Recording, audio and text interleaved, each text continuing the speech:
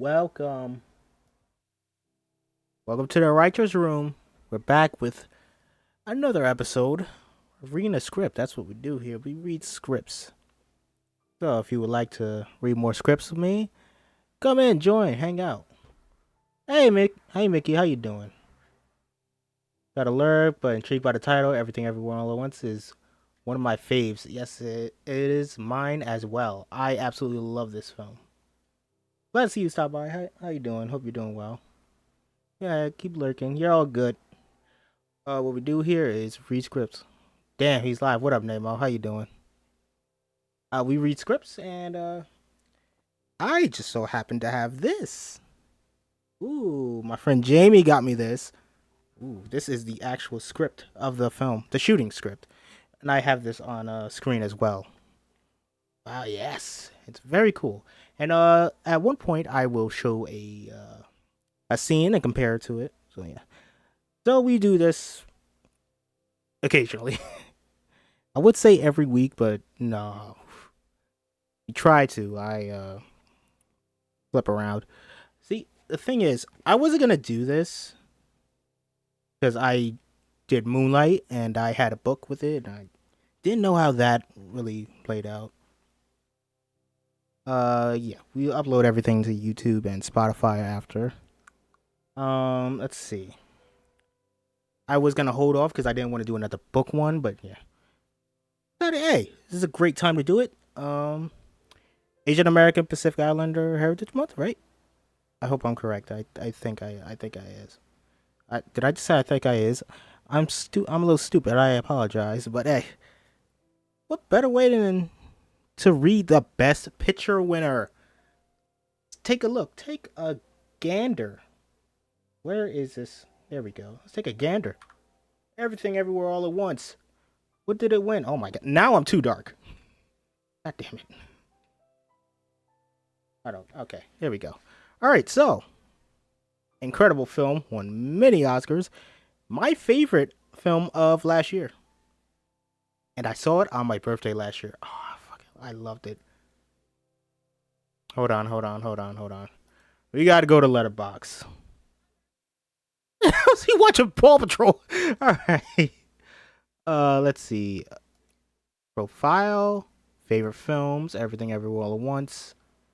How many times did I think you're correct? I'm Asian Pacific Islander. I forget sometimes. Okay, thank you. How many times did I watch this film? I do have the DVD here as well. I've watched it 6 times. Oh, that's a cute little thing. Little googly eye. That's very cool. Very cool. So I watched this film 6 times. And each time I rated it 4.5. Alright, so I kind of want to explain my ranking system with Letterbox. So 5 stars, masterpiece. Literally nothing wrong with it. 4.5 stars, near masterpiece, just like one criticism. My only criticism is it goes on a little too long. It goes back and forth at the end. But hey, I still absolutely love this film. It's my favorite of last year. Um, it's my stupid reviews. Everything, all of it, everywhere was incredible, breathtaking, astounding, amazing, fresh, original, perfect, all at once. Maybe twice, perhaps thrice, potentially fourths. Definitely at least fifths. I don't know what I was saying. Still perfect. Should have cut a few things, but mostly perfect. This movie's exactly what I wanted and more. Literally perfect for me. So much emotion, comedy, fighting, passion. Absolutely, I adore this film. Um, if you guys know me and know my films, hold on 1 second. That's why. What the hell is that? Bastard. If you know my films, Mild. My film Mild. I don't want to spoil what scene I'm gonna show you. Hey, Papa, how you doing? YouTube Studio. Fuck it, I don't care. I'll show you. Spider-Man 2 just uploaded. It's not doing too hot. Oh well. Mild. Yes, that is it. Here it is. Mild. Great film. Well, I said great film. I won't judge how it is. It is a very good film that I adore. So this film is about going to sleep, traveling dimensions. What are your dreams like?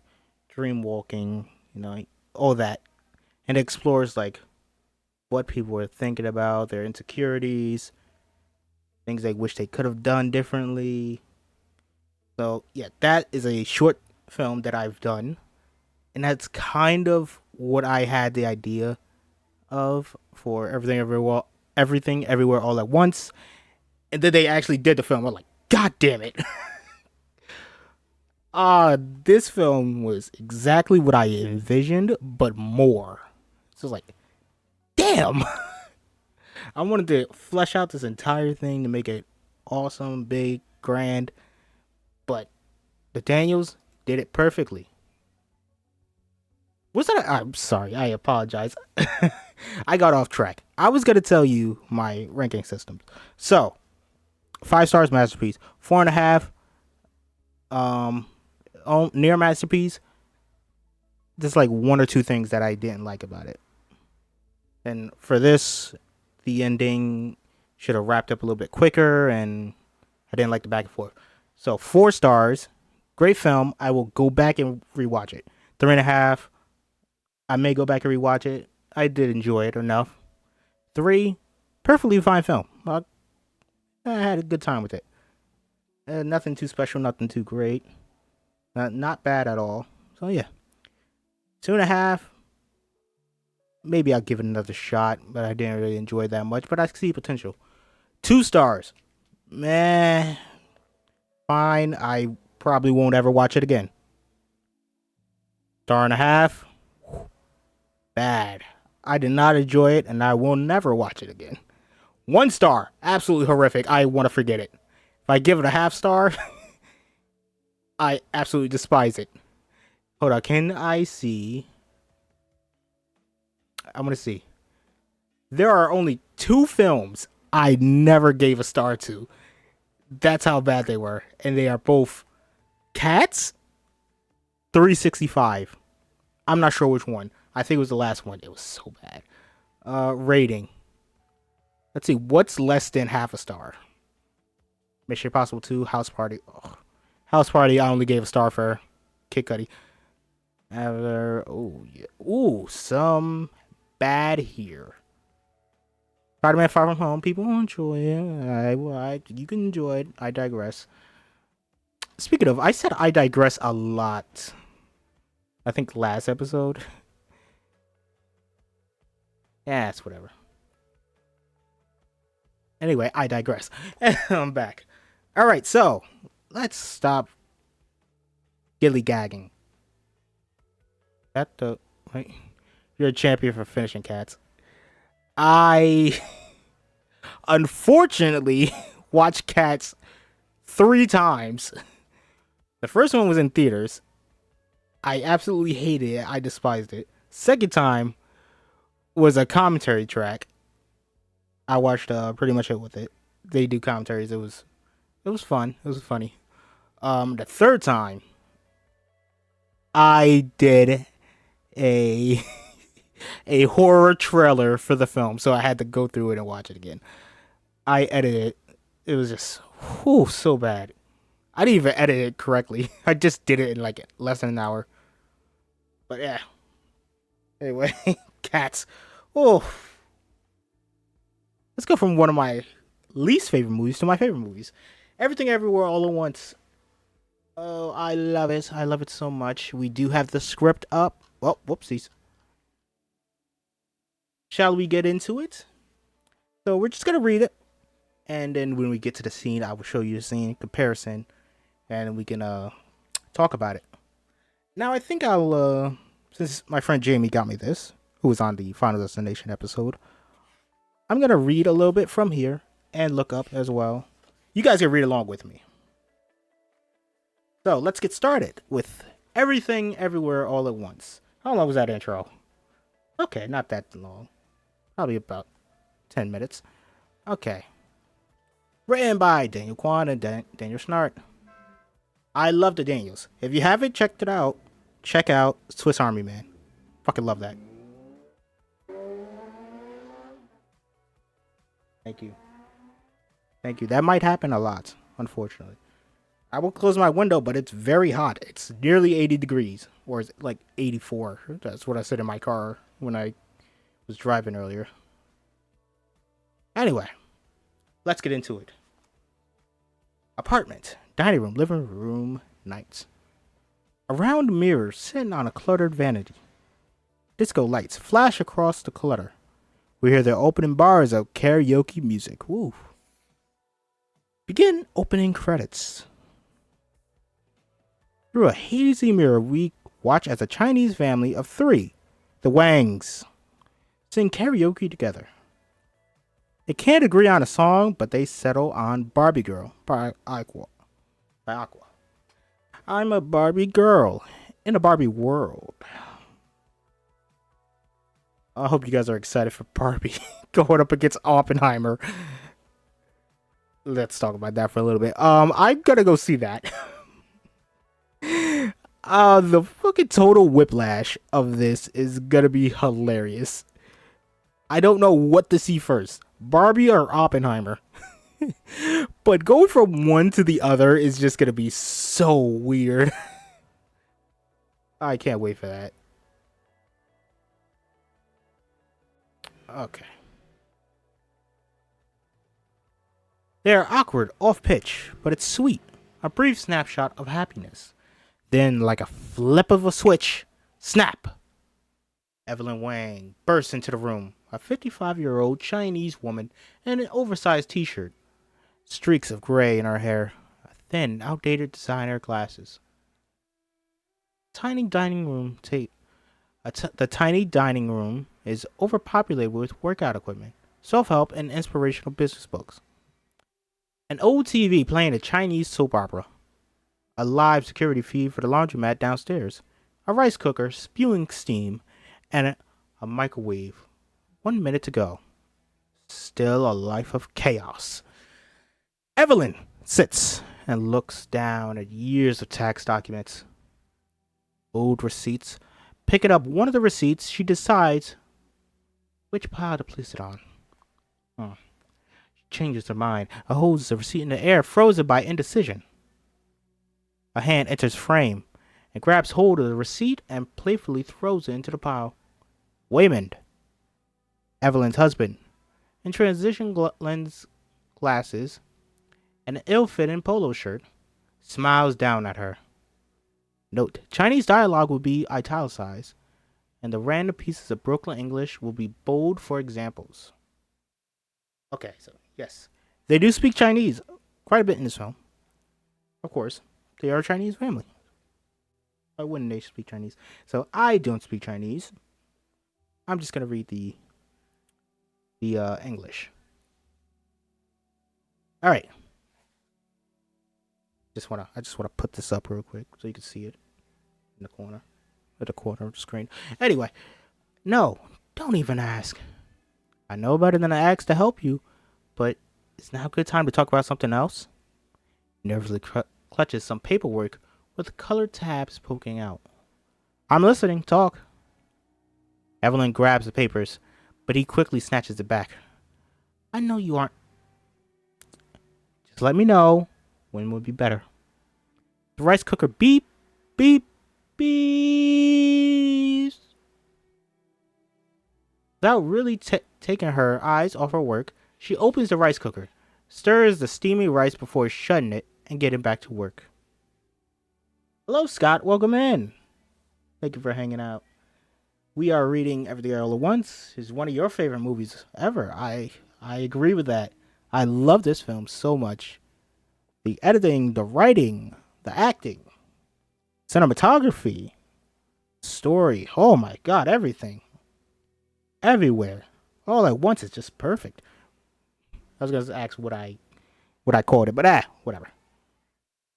What I said in my review, but I gotta open that all up and blah blah blah blah blah blah blah. Later, maybe. I need to finish this before my father wakes up. Go steam the tablecloths for tonight. Then paint over the ceiling water stain. Gets a text message on her laptop. The sound of a pot of water boiling over in the kitchen. Already did. Also, I just talked to. Byron about tonight. The men's choir have a very fun surprise for noodles. Put in the noodles. So we'll talk later, like this afternoon after our appointment. 5 minutes. What? Check the pot at 5 minutes. My father hates overcooked noodles. And which paint did you use? The white paint. As Wayman steps back in, Evelyn slams down the calculator. We have two different white paints. One for the apartment and one for the laundromat. It has to match or else. Shh, shh, shh, shh. Hey, calm down. Wayman turns her chair towards himself. I know you want everything to be perfect for your father's party, but he's going to see that you've nurtured a happy family, a successful business. You know that's not what my father's going to see.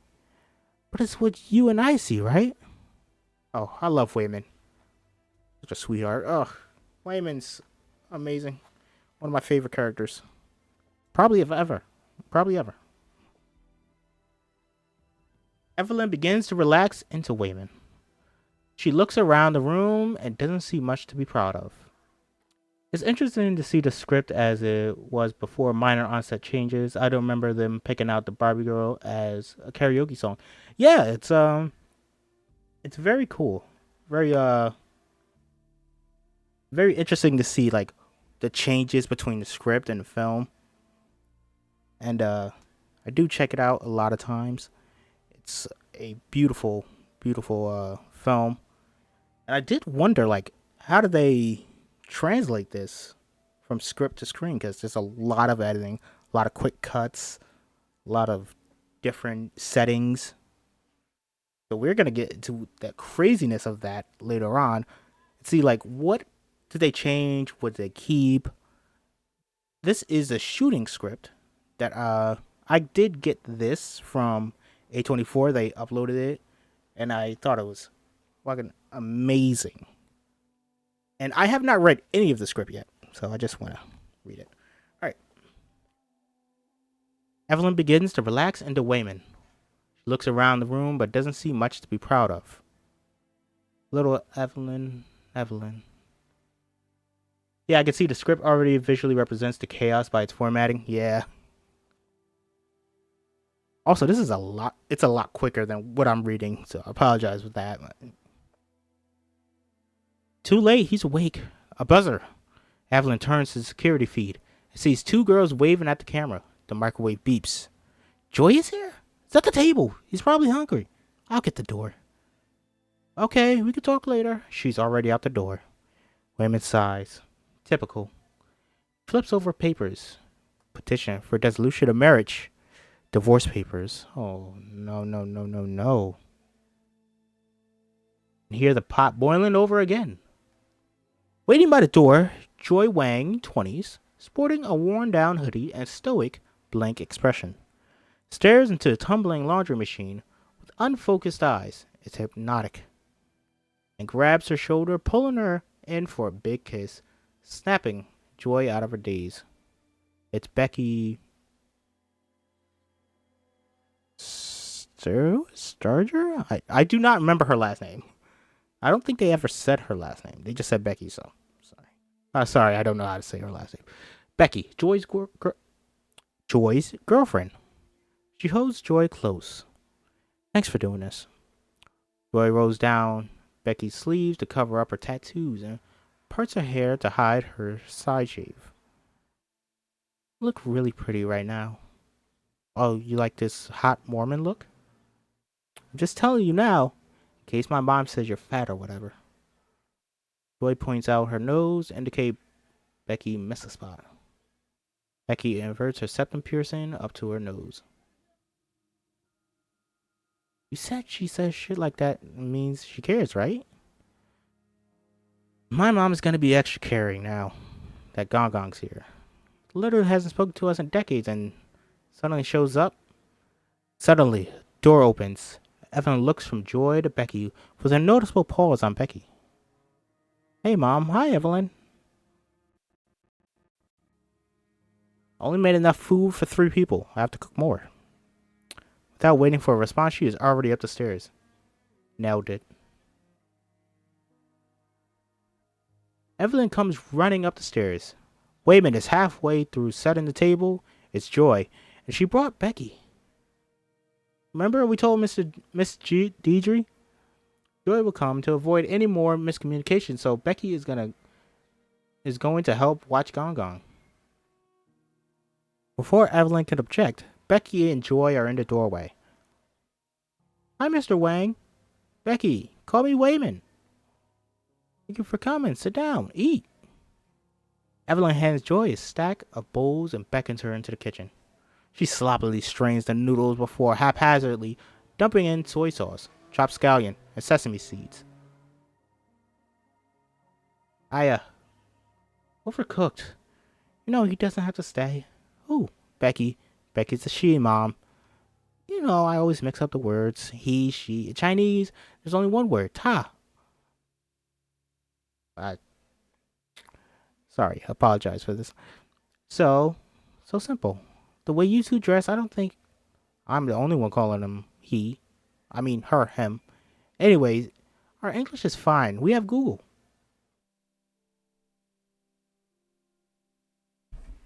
Okay. It's because I have a Google Nest, so I was making sure that it did turn on. All right. You stay with Gong Gong. She can go. I'm sure she is very busy with her full-time job. Evelyn takes the entire pot back to the dining room. Joy follows, still holding empty bowls. I honestly think it's weird, but Becky wants to help, Mom. Used to volunteer at a nursing home with a church or whatever. I always learn something when I'm hanging out with the elderly. Old people are so wise. It's okay. We'll take Gong Gong to the meeting. You and Becky stay and decorate. Does your father even know you're being audited? Where is he? When can I meet him? Evelyn thinks about this. Clearly uncomfortable. A buzzer goes off. Evelyn looks up at the security camera to see a customer is waiting downstairs at the counter. Eat, fast! She's out the door. Joyce shakes her head, frustrated. Evelyn rushes down the stairs with Joy following behind. Mom, wait. Wait. Today, no time for wait. They go through the door through the adjoining laundromat. Evelyn weaves through the laundry carts and customers. We now see Evelyn's laundromat is as eclectic as she is. An old arcade cabinet, a TV playing with old musical, signs advertising wash and fold, alliterations, and even singing lessons. Joy, any other day, I beg that you come and eat or call me or anything, but today, very busy. Evelyn spots the water stain that Wayman attempted to paint over. It's clearly a different shade of white. Mom, this is what it's always like. Look, I know you haven't always liked Becky, but I like Becky. She's very nice, but you are very lucky your mother is open to you dating a girl, a white girl. But Gong Gong. Oh, wait. Oh, okay. Here's a little thing. I think she says she's Hispanic. She's Hispanic, she's not white. Put this down for now. There's a little difference, a little subtle difference. I don't think his heart can take that. Especially after that flight. Coming all the way over from China just to die like that? Mom, he's not going to die. Joy follows Evelyn behind the front desk to which is cramped with sewing machines, piles of laundry.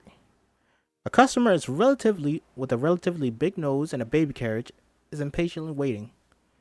Welcome, how can we help you? Oh, she says, wow, what a big nose. Welcome, how can we help you? Debbie the dog mom. That's her name. Okay. They never actually say her name, so I actually didn't know. I wanted to see my clothes are ready. I called 3 times and ticket, please.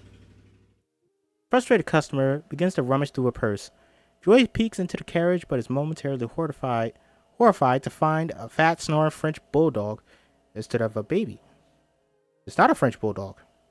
Pretty sure it's a Chihuahua? No. I forgot what kind of dog it is, but it's not a French bulldog. The tiny dog. Oh my god, in the scene later. It's hilarious. Alright. Evelyn snatches it out of her hand and heads to search through piles to pick up laundry. Mom, we've been together for 3 years. Don't you think Gong Gong would want to know? Of course, just not now. Let him enjoy his party tonight. Think Becky's going to make it through an entire party without introducing herself to Gong Gong? Have you met Becky? I thought she had work. You got a Pomeranian. Oh, okay, thank you. It was a Pomeranian. Yes. She got someone to cover for her. Is that not okay? Evelyn, my bell. Guess who? Guess who's 20 got eaten by the machine again? It's Rick, a chipper, older, white regular who comes in a little too regularly. Without missing a beat, Evelyn picks up a baseball bat and uses the handle to thump a dented air vent onto the ceiling. In the ceiling. Wayman, more customers need help. Evelyn, you know my wife, God rest her soul, used to wear that same exact perfume. I'll see you at the party tonight? Rick playfully pulls out a party invitation from his pocket. Used to his come-ons by now, Evelyn smiles in approval and spots Wayman and Becky. You move our customers' clothes? 032 is missing. Sorry, it was too crowded. I moved some upstairs. I think clothes are happier there. Becky looks at Joy, who gives a mock thumbs up. Evelyn and Joy re-enter the apartment. Hanging precariously from a shelf on a security cam TV are some clothes wrapped in plastic with two googly eyes and a sharply drawn smile. See, that's not it. There was no smile. See, they're happy here. I told you to take down all the Google eyes before tonight. No more Google eyes. Can we talk about? Evelyn begins ripping the googly eyes off. Your father, after all this time, I still don't understand how his brain works. Can Becky come over? Stop changing the subject. You know, with our auditor, she's a terrible person. Targeting Chinese to the community. After 2 years of meeting, he puts a line on our laundromat. And you know what your father does? He brings her cookies. Crazy person. Meanwhile, at the security camera feed, we see Wayman's head fall forward and lift up again. Ooh, here we go. He looks around the store, suddenly very alert. He beelines it towards a supply closet as if he's in a spy movie. He begins stuffing random objects into Evelyn's purse and his fanny pack. Every day here's a battle. I fight for all of us. Everything I do, I try to make things simpler, easier. But your father... Wayman resumes his position by the coin machine, gives Rick an awkward smile before his head knocks forward again. Then he wakes up, a little disoriented. Continues hitting the coin machine. What? Sometimes I wonder how he would have survived without me. Okay. Guys, stay hydrated during this, you know? We're reading a lot, we're talking a lot. Stay hydrated.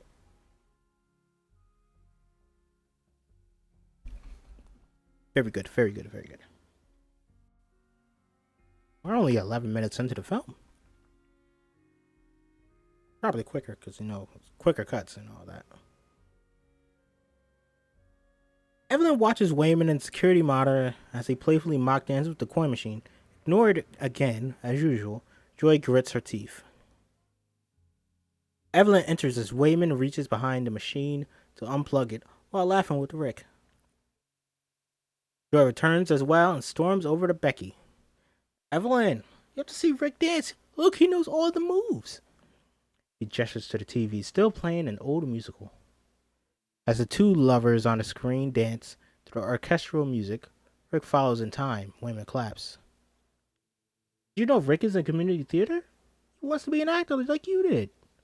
Maybe you can audition too. Evelyn watches the screen as the lovers dance, sing, and circle one another. They move in for a kiss. Flash of longing comes across her face, snaps out of it, and hands Wayman the dog bomb's laundry. Give this to the customer with the big nose. How much you lose? 20, but I take tips. Meanwhile, Becky is trying to calm Joy down. I don't know how, I don't know how to be any fucking clearer. You can choose. You come to the party with me. Gong Gong is eternally ashamed till he forgets it all happens at all. Then he dies, or we don't come. Gong Gong is proud of Mom until he forgets it all, and then he still dies. Evelyn gasps and shoots Joy a horrified look. Joy's face falls. I didn't mean that. It's a joke. Not a very funny joke. Hey guys. Becky is looking at something behind all of them. Joy sees it too. Evelyn angrily rummages through her purse. Mom? Doesn't say Joy. Joy says Mom. Mom? Wayman sees it now and freezes. Evelyn pulls out a $10 roll of quarters and hands it to Rick. It's $10. I thought you people were very good at math. Whoa. Okay, Jesus. Come on. Evelyn, next time I give you the rest of it with interest. You'll need it. Actors are very poor. Well, shit. Now, pay the writers. I understand why they went on strike. See? Yeah, great films like this, and then you don't fucking pay your writers? Fuck your Disney Plus show. I'm kidding. So you still hire me. I'm kidding. Anyway. Evelyn is startled by her volume. She finally turns. You see the white wispy hair on the back of an old man's head. He is hunched over in his cane, wearing a white undershirt and slippers. This is Gong Gong. He stands by the stairwell with confused, wet eyes. Baba, why did you get down here? Where's breakfast? Everyone looks at Wayman, who obediently runs upstairs. Gong Gong watches Wayman go with a clear look of contempt. Baba, you remember Joy? Joy awkwardly approaches. Becky stands behind her, excited. Gong Gong, hello. How was your twip? Did I say twip? I apologize. Because I was looking at the next word, wah. Said twip. Gong Gong, hello. How was your trip? Wow, her Chinese is getting worse every time we talk. Evelyn eyes Becky, who is slowly approaching Gong Gong. Joy watches Evelyn watch Becky. Joy tests the water. Gong Gong, this is Becky. Becky is my... How do you say it again? Shit. Crap. She is my... Gong Gong begins to stare at Becky. Evelyn interrupts. Good friend. Becky is a very good friend. Mom! What? Joy glares at Evelyn, about to unload everything she wants to say, but she hesitates. Becky smiles, unaware. Ah, big nose! Evelyn spots Debbie, the dog mom, leaving. She grabs the laundry and rushes out the door. Joy grabs Becky and heads for the exit. Okay, it was nice to meet you. Hey, we're no green night right now. Wayman comes back with noodles to see Gong Gong standing alone in the room. Gong Gong spits on the ground. Debbie the dog mom loads her dog into the car and shuts the door. As Evelyn arrives and hands her the laundry. Took you long enough. She takes the coat and looks it over. Evelyn watches Joy and Becky head to their car. Give us 5 stars, please. Give us 5 stars, please. Are you serious? So we have a Chinese New Year party tonight. Open to all customers in the community. Please come and enjoy the nice music and food. Let me get an invite. One moment. Joy, wait. Okay. He's not like confrontational or anything. Just like, yeah, blah, blah, blah. Give me that shit. I'm leaving. She's not confrontational. Doesn't say like, took you long enough, or are you serious? He leaves the customer dumbfounded. Joy has one foot in the car. Evelyn falters. What? I just wanted to say, try to eat healthier. You're getting fat. Becky looks from Joy to Evelyn. No response. Joy shakes her head and shuts the door. Evelyn turns and walks back into the laundromat. Evelyn patiently stands with her father as he takes one small step at a time up the stairs. For the first time, we get a sense of how exhausted she is. Back at her table, Evelyn tries to finish her taxes while Gong Gong loudly slurps on noodles beside her. Her eyes are drawn up to the wall in front of her.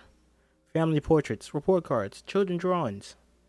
She sees an old childhood photo of Joy smiling back at her. She is surrounded by the chaos in her apartment, frozen, holding a receipt. What are you doing? What is wrong? We hear deep rumbling sound. It's in her head and her soul. Title! Part 1. Everything. Evelyn drives her laundry delivery van, a converted RV filled with racks of clothing and bags of laundry. Wayman is carrying a Tupperware full of cookies. Looking out the window, Gong Gong sits in the back, muttering in his sleep. We have to go. We have to go. The Japanese are here. Oh, uh-oh. Ah, damn it. I could just think of Jotaro saying he hates the Japanese. He'll never forget the Japanese. JoJo's reference. Sorry. That's not Jotaro. It's Joseph. I'm stupid. Anyway, I digress. Evelyn turns on the radio. Evelyn and Wayman walk in together, pushing a half-asleep Gong Gong in his wheelchair through security. Where are we? This is, our business is so busy, we are applying for a new business license so we can expand. Wayman is shocked by her blatant lie. Oh, another laundromat. People always have dirty clothes. It's nice to feel needed. Gong Gong's eyes are closed. He's trying to sleep. Crisis averted. Wayman eyes an elderly couple in front of them. They are holding hands. Adorable. The couple stops by the restrooms. She hands him her purse. They kiss before she enters. Double adorable. Wayman looks at Evelyn in her own world.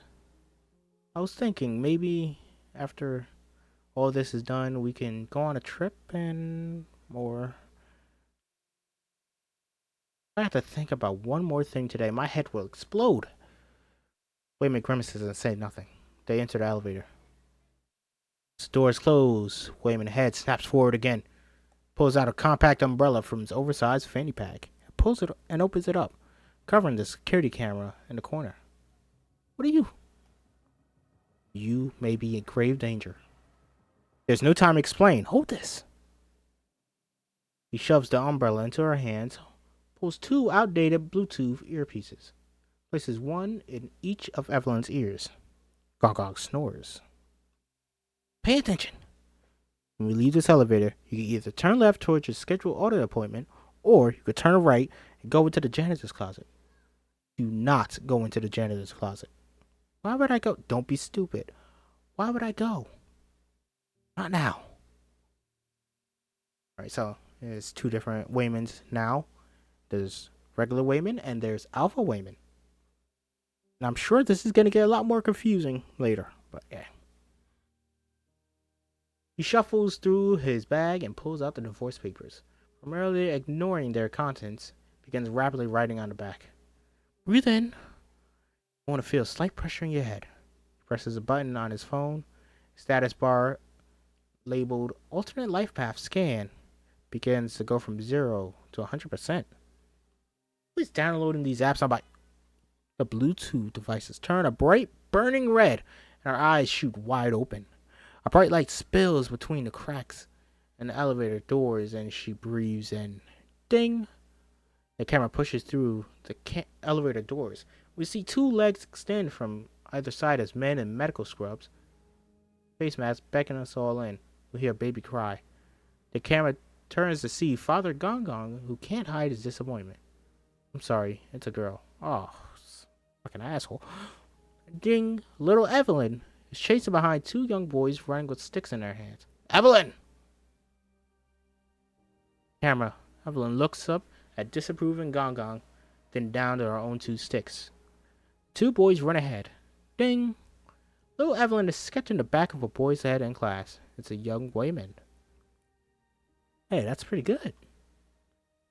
She hides the drawing. Ding! Evelyn on the porch beside Wayman, now in his 20s. Can't you see how wonderful it would be? We can make it our own way. Please, come with me. Back in the elevator, Evelyn watches, overwhelmed.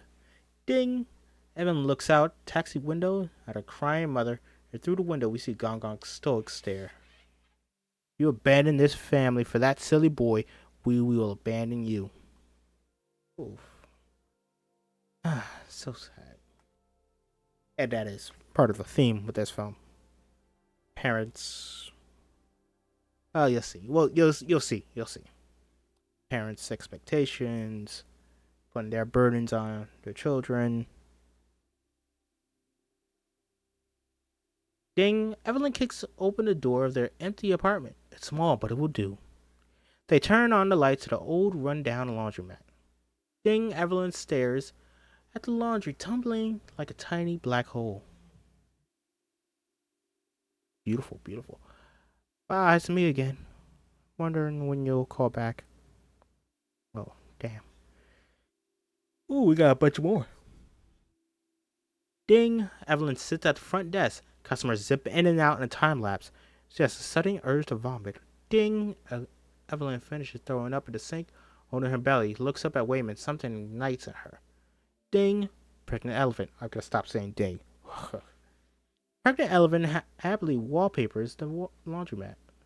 Evelyn sinks baby Joy to sleep. See, look how these dings. Ooh. Evelyn chases little Joy around the laundromat with a broomstick. Teen Joy slams the front door in Evelyn's face. Evelyn and Joy parked on the side of the road, a brooding tension. Mrs. Wang, we're calling about your father. Evelyn is now standing outside her laundromat with a few suitcases and Gong Gong sitting in a wheelchair, looking clearly disappointed. Ooh. Evelyn sorts tax receipts earlier today. Joy shuts the car door on Evelyn. Wayman sighs as they enter the elevator.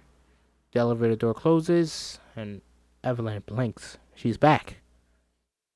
She exhales. Shell shocked. Oh, Wayman shoves the papers he was writing on into her hands. The moment you are situated in your meeting, follow these instructions. But remember, no one can know. Don't even talk to me about this, because I won't remember. But he shushes. Places a hand gently on her cheek. Evelyn shrivels under intimacy. Phone beeps. He closes the umbrella, shoves everything into his bag, strikes a natural pose. Talk to you soon. His head goes limp. Ding! The elevator doors open. Wayman's head lifts up and he looks around disoriented. Wow, what a fast elevator. He walks out, pushing a snoring Gong Gong, leaving Evelyn, grasping for an understanding. As she exits, her gaze lingers on the janitor closet to her right. The back of the crumbled instructions lay in Evelyn's hand under the desk. First line reads, switch shoes to the wrong feet. Mrs. Wang, are you with us now? Evelyn hides the instructions in her lap, looks up. Deirdre Atkins, a frumpy woman in a cheap suit, is poking at her calculator with one hand and squeezing a hand grip strengthener in the other. Of course, I am here, just thinking. Really frustrated, Deirdre takes a big bite from one of Wayman's cookies and chases it with a protein shake. And points at a receipt with a big red sticky note on it. I asked if you could explain this. The receipt. My receipt. What are we talking about? God, always daydreaming. Gong Gong doesn't understand, but he could sense the meeting going poorly. I'm just hoping you can enlighten me on how, as a laundromat owner, a karaoke machine would constitute as a business expense. I'm a singer. What? It's true, she has a beautiful voice. Sing a song for her. Deidre scoffs and shuffles through a pile of forms. That won't be necessary. But I will need a separate Schedule C for each of these businesses. Because based on what you're trying to deduct, it looks like you're also a novelist, a chef. Last time you told me. Up. Let me finish. A teacher, a singing coach, things of speaking discernibly. Now, these are what I mentioned earlier. When I said past lives, what could have been. Like if she didn't give up on dreams and all that. This is foreshadowing some of the stuff that she will be doing in the alternate universes.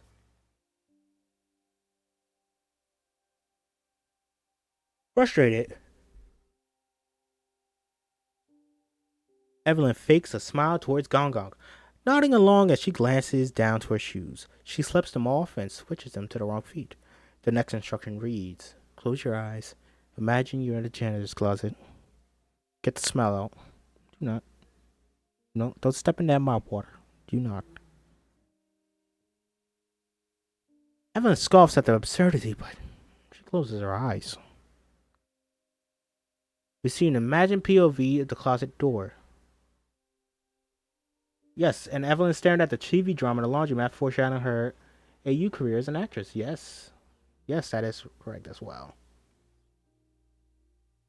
See, it's great subtle foreshadowing and seed planting for alternate universes. This is what she wants, she loved, she really wanted to do, she really wanted to be. Things just didn't go the way she thought it would. She's just stuck doing laundry and taxes. You'll see. Okay. A Bluetooth devices. I can relate to Evelyn so much. Nice, that's great. Evelyn's awesome. I love her character and her arc that she goes through. Absolutely beautiful. And I ain't old. Yeah. Alright, the Bluetooth devices in her ears vibrate. A green light blinks on. Evelyn sits up straight. The final instruction. 3. Hold that thought. Press the green button. P.S. Don't forget to breathe. Evelyn breathes in. Presses the button. Boom. Like a sudden sensation of falling, Evelyn finds herself shooting past cubicle after cubicle until she stops abruptly inside the closet. Ooh, split screen. In a split screen, we see half of Evelyn in a cluttered, dimly lit closet and the other half still at text on it.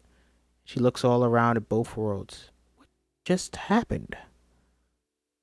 Okay, so they actually put that in the script. I didn't think they would. It seems like something you would think of like on the day, like, hey, we need to do this, so let's think of how we can split it up and how we can juxtapose both scenes. But they actually wrote into the script, so they thought of everything, everywhere, all at once. I'm gonna keep making that joke every time I say everything. I apologize. But it's really cool to see that. What is happening? Deidre looks up, clearly frustrated. God, it feels like I'm talking to my ex-husband. I already told you, continues to speak indiscernibly. Again, more foreshadowing. Someone grabs Evelyn and turns her around. It's Wayman. Shh! Don't talk. Try to relax your body. Go into autopilot. Evelyn tries an innocent smile towards her concerned husband. Deidre continues to ramble on. In the janitor closet. They do not know I'm talking to you here yet, so hopefully I have some time to explain. I'm not your husband. At least not the one you know. I'm another version of him from another life path, another universe. I'm here because we need your help. Sorry, very busy today. No time to help you. Awful Wayman covers Evelyn's mouth. There's a great evil that has taken root in my world, has begun spreading chaos throughout the many verses. Spent years searching for the one who might be able to match this great evil with even greater good and bring back balance. All those years of searching have brought me here, to this universe, to you. Evelyn takes a moment to digest this information. I know it's a lot to take in right now, but I need you to. I need to speak indiscernibly. Mrs. Wang? Hello? Alpha Wayman's voice fades away and the split screen focuses on the tax meeting as Evelyn takes control of her body there. Mrs. Wang, I'm sure you have a lot on your mind, but I can't imagine anything mattering more than this conversation we are having right now concerning your tax liability. Need I remind you there is a lien on your property? Repossession is well within our rights. I know, I'm paying attention. Think I'm stupid. Maybe? Maybe? Wayman puts his hand on her lap. Deidre is clearly frustrated. She gestures to a small shelf of trophies that say Order of the Month. Okay. So they don't put what the trophies look like. Which is fucking hilarious. See these? You don't get one of these unless you've seen a lot of shit. Pardon my French. You might only see a pile of boring forms and numbers, but I can see a story. With nothing but a stack of receipts, trace the ups and downs of your lives. I can see where the story is going, and it does not look good. Sorry, my wife confuses her hobbies for businesses. An honest mistake. Evelyn looks at her husband, hurt. He ignores her. This many honest mistakes, even if you aren't charged with fraud, we have to fine you for gross negligence. You're always trying to confuse her with these words. Didn't you say you were going to bring your daughter to translate? Hey, are you paying attention? Alpha Wayman. Everyone's attention is back in the closet where Alpha Wayman is perturbed. I cannot talk now unless you can help me with my taxes. What is gross necklaces? Wayman grabs her by the shoulders and pulls her in. I know you have a lot of things on your mind, but nothing could possibly matter more than this conversation we are having right now, concerning the fate of every single world of our infinite multiverses. Ha ha ha ha ha ha ha ha ha ha ha. Yes, it is that. My dear Evelyn, I know you. With every passing moment, you fear that you might have missed your chance to make something of your life. Well, I'm here to tell you every rejection, every disappointment has led you here, to this moment. Don't let anything distract you from it. Evelyn turns towards the words like a flower to the sun. Evelyn smiles. Oh, so you think this is funny? Evelyn? Why'd I say it like that? I'm sorry. Evelyn! Answer the woman. Who will it be? I'm thinking. What kind of man has the woman leading the business? Is this how it's been? What the fuck, you fucking sexist bastard. Holy shit. Wayman sits up and begins talking to Deidre. Through the following scene, a loud boom shakes the door. Someone is trying to get in. Our time here is up. They're going to kill us. What? Evan defensively grabs a broomstick. Another boom. Do not worry, this is just a burner universe. We're using it for communication. A fist bursts through the door, grabbing his face. You will know when it's time to fight. I'll be in contact soon. Trust no one. Shh. I think my other husband is messing up the audit. Another fist bursts through. Both hands grab hold of his head and snaps his neck. He falls over, dead. The hand opens the door. They belong to Deidre.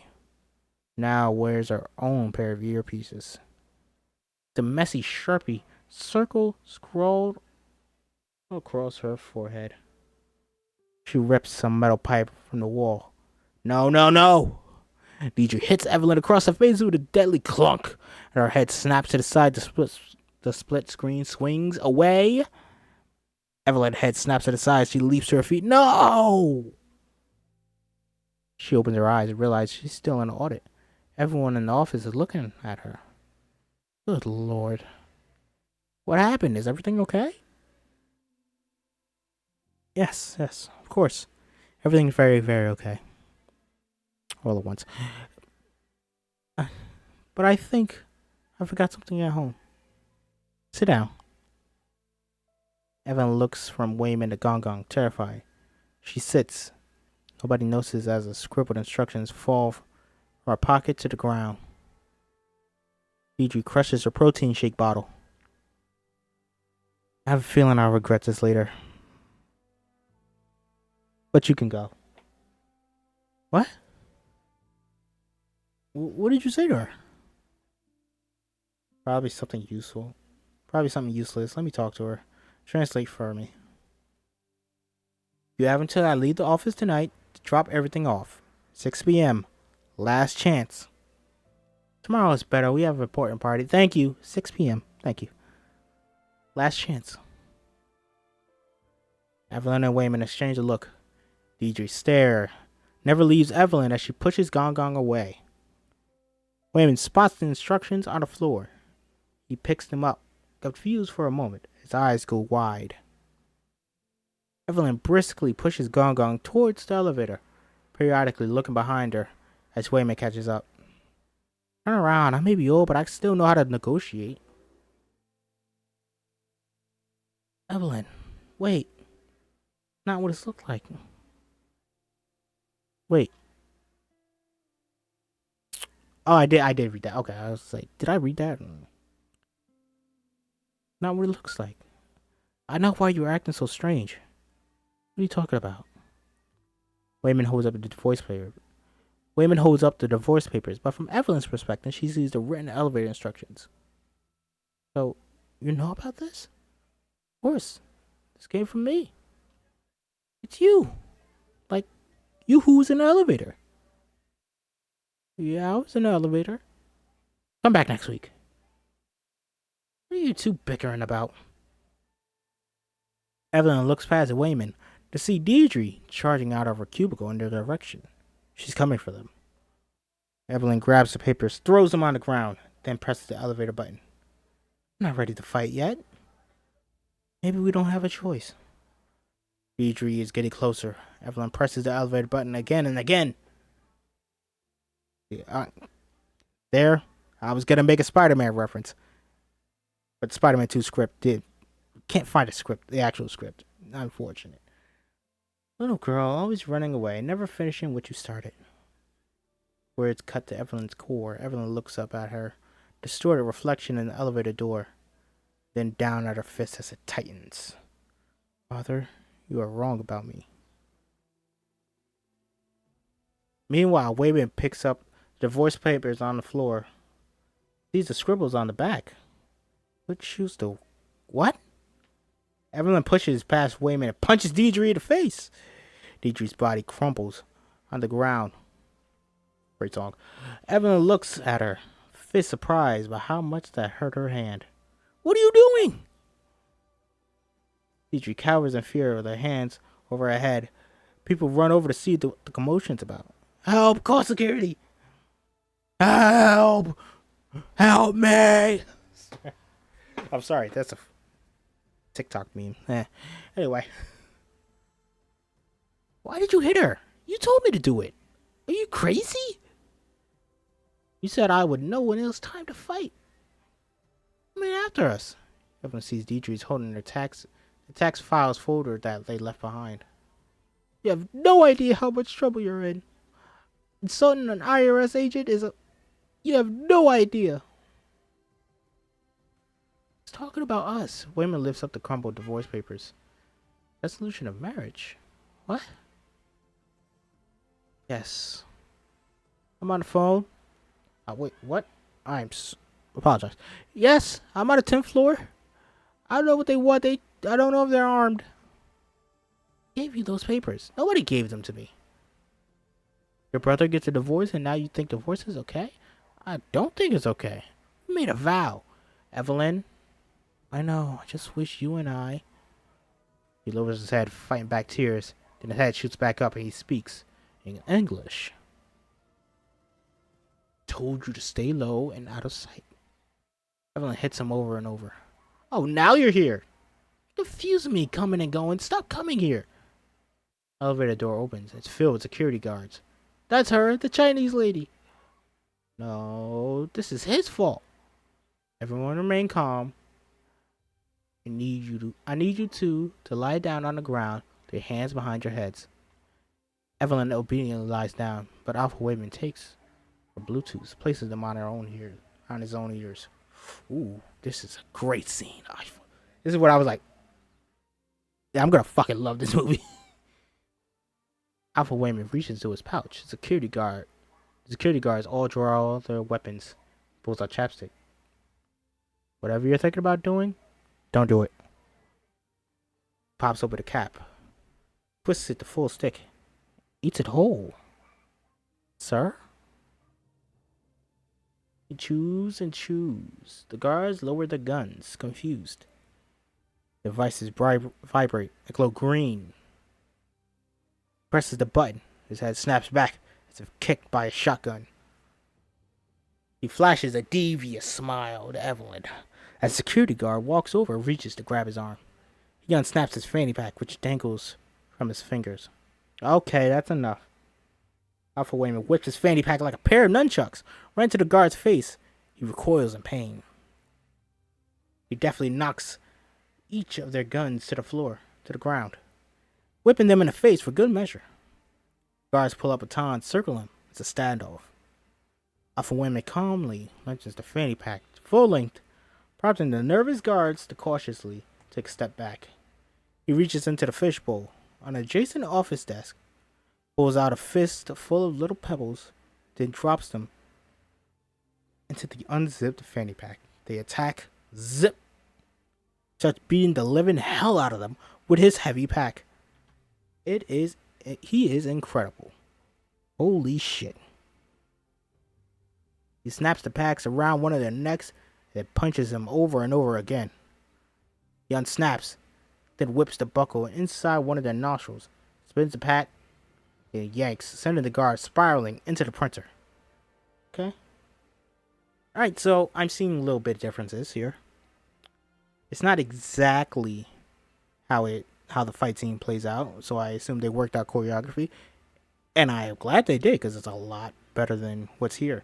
This is good. This is good choreography, just writing it down. But there's a lot more like intricacies and fighting moves in the actual film. Absolutely love it. DVD. Everything Everywhere All at Once. I might watch it tonight. I don't know. What's the last time I watched it? Like 2-3 months ago? Watch it again. The last wimpy guard runs for the stairs, leaving his semi-conscious co-workers groaning on the floor. Alpha Waveman turns to Evelyn. On your feet. Evelyn doesn't know what to do. Her alarm begins to blare. Emergency lighting is triggered. Onlookers run for the exit. What is happening? Are we getting divorced? Waveman slaps her. Oh, he doesn't slap her, he claps. Just slap the shit out of her. I'm not the Waveman who wants to divorce you. I'm the Waveman who's saving your life. I can either come with me and live up to your ultimate potential, or lie here and live with the conversation. Live with the consequences. Consequences. I want to lie here. Frustrated, Alpha Waveman picks her up like a fireman. Alpha Waveman carries Evelyn past the janitor's closet. The door is closed and unharmed. Cut to the door is now open. Massive hole punched through. Inside lay Closet Evelyn and Closet Waveman's bleeding bodies. Deidre with black circle, bagel on her forehead. Addresses, confused hostages lined up along the cubicle walls. Citizens of the 4655th Thetaverse are about to be graced by a presence of our sovereign leader, Jobu Tabaki. Two small boots walk in frame, stumbling forward like a drunk person's. Gentle rumble builds with each step. Ooh. Another thing. This DVD contains deleted scenes. Um, let's see, deleted scenes, optional audio commentary. Ooh, I did watch them. They are great deleted scenes. There's also another universe where she's a noodle. It's very beautiful, but I understand why they cut it. Like, yeah, it's too many. We could we can like keep it a little more subtle, you know. I'm not too sure if that will come up here, but if it does, that'd be a treat. Let me assure you of one thing. Just like every moment in your miserable lives, this is nothing more than a statistical inevitability. A hand gently runs along the outer walls of a cubicle. Directly on the other side of the wall, pushpins sporadically change position. Post-it notes change colors and text. Family portrait subtly changes the family members. Subtly changes family members. Chobu Tsubaki has seen all and knows all. She knows what makes you tick, what fragile branches you rest your self-worth upon. Chobu points a finger at Deidre. Their face is hidden behind an elaborate mask. Shut up, Deidre. Nobody likes you. Damn! Deidre chokes on the words, then breaks down into tears. With her hands in her face, she leaps off the balcony. Thud. That doesn't happen in the film. That does not happen in the film. I think this is implying that she kills herself. She does not.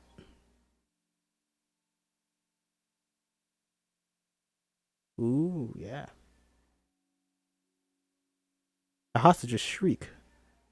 Duck, duck, duck. Jobu walks down the line, not quite touching any of them, and stops at Evelyn. Goose. They reach out to touch Closet Evelyn. Not quite dead after all. The low rumble builds. Her eyes go wide, a rapid montage of close-ups. We see Evelyn in a series of random universes. She's lying in the field, on a hospital gurney. She's a scarecrow, a surgeon. Bees coming out of her mouth. The universe is escalating almost to insanity and pop. Closet Evelyn now wears little baby outfit. Little baby man. Little baby man. You say that dog? I'm sorry. I was just thought of that cute fucking video.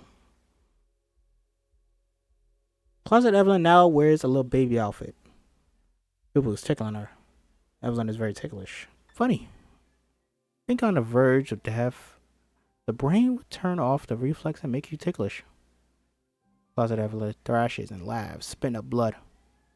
But here you are, blood pressure rising, muscles contracting, pushing out more and more of those precious life sources. In a way, this is nice. How often do people literally die laughing? Oh, this is different. That's okay. I'm excited for the next one. Thank you. Thank you for hanging out. Thank you for watching. Closet Evelyn dies. Jubu Tsubaki uses her bib to wipe the blood from her hands. Jubu shakes her head in disappointment.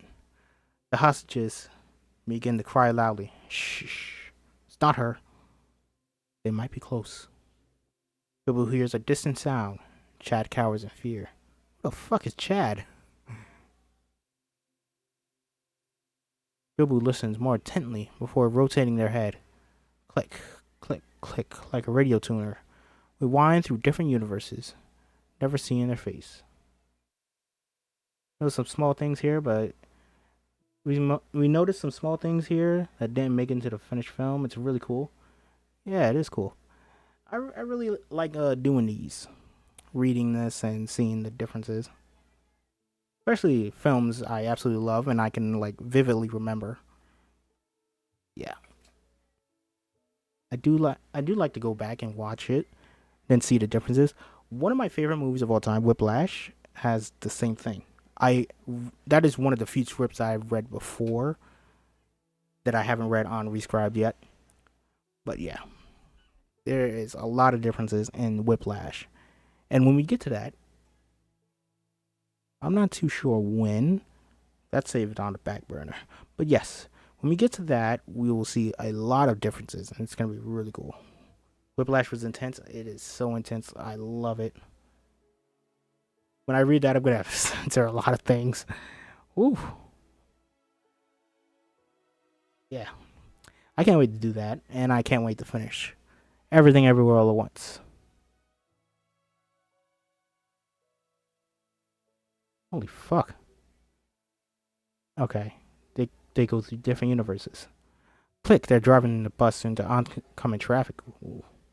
Click, they're on Wall Street, the stock market crashes. Click, they're tagging a wall with graffiti, a fuzzy radio. Signals suddenly clears up. It's TV news. Click, Jobu sits in a dive bar, nursing a beer. Sporting a hoodie. They watch people exiting the IRS building on TV. There's no word yet on who was behind the attack or what the motives may have been.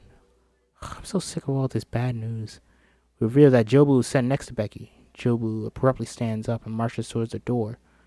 Babe, what's up? As Jobu opens the door, the lights reveal it's Joy. Jobu Tsubaki is taking her over.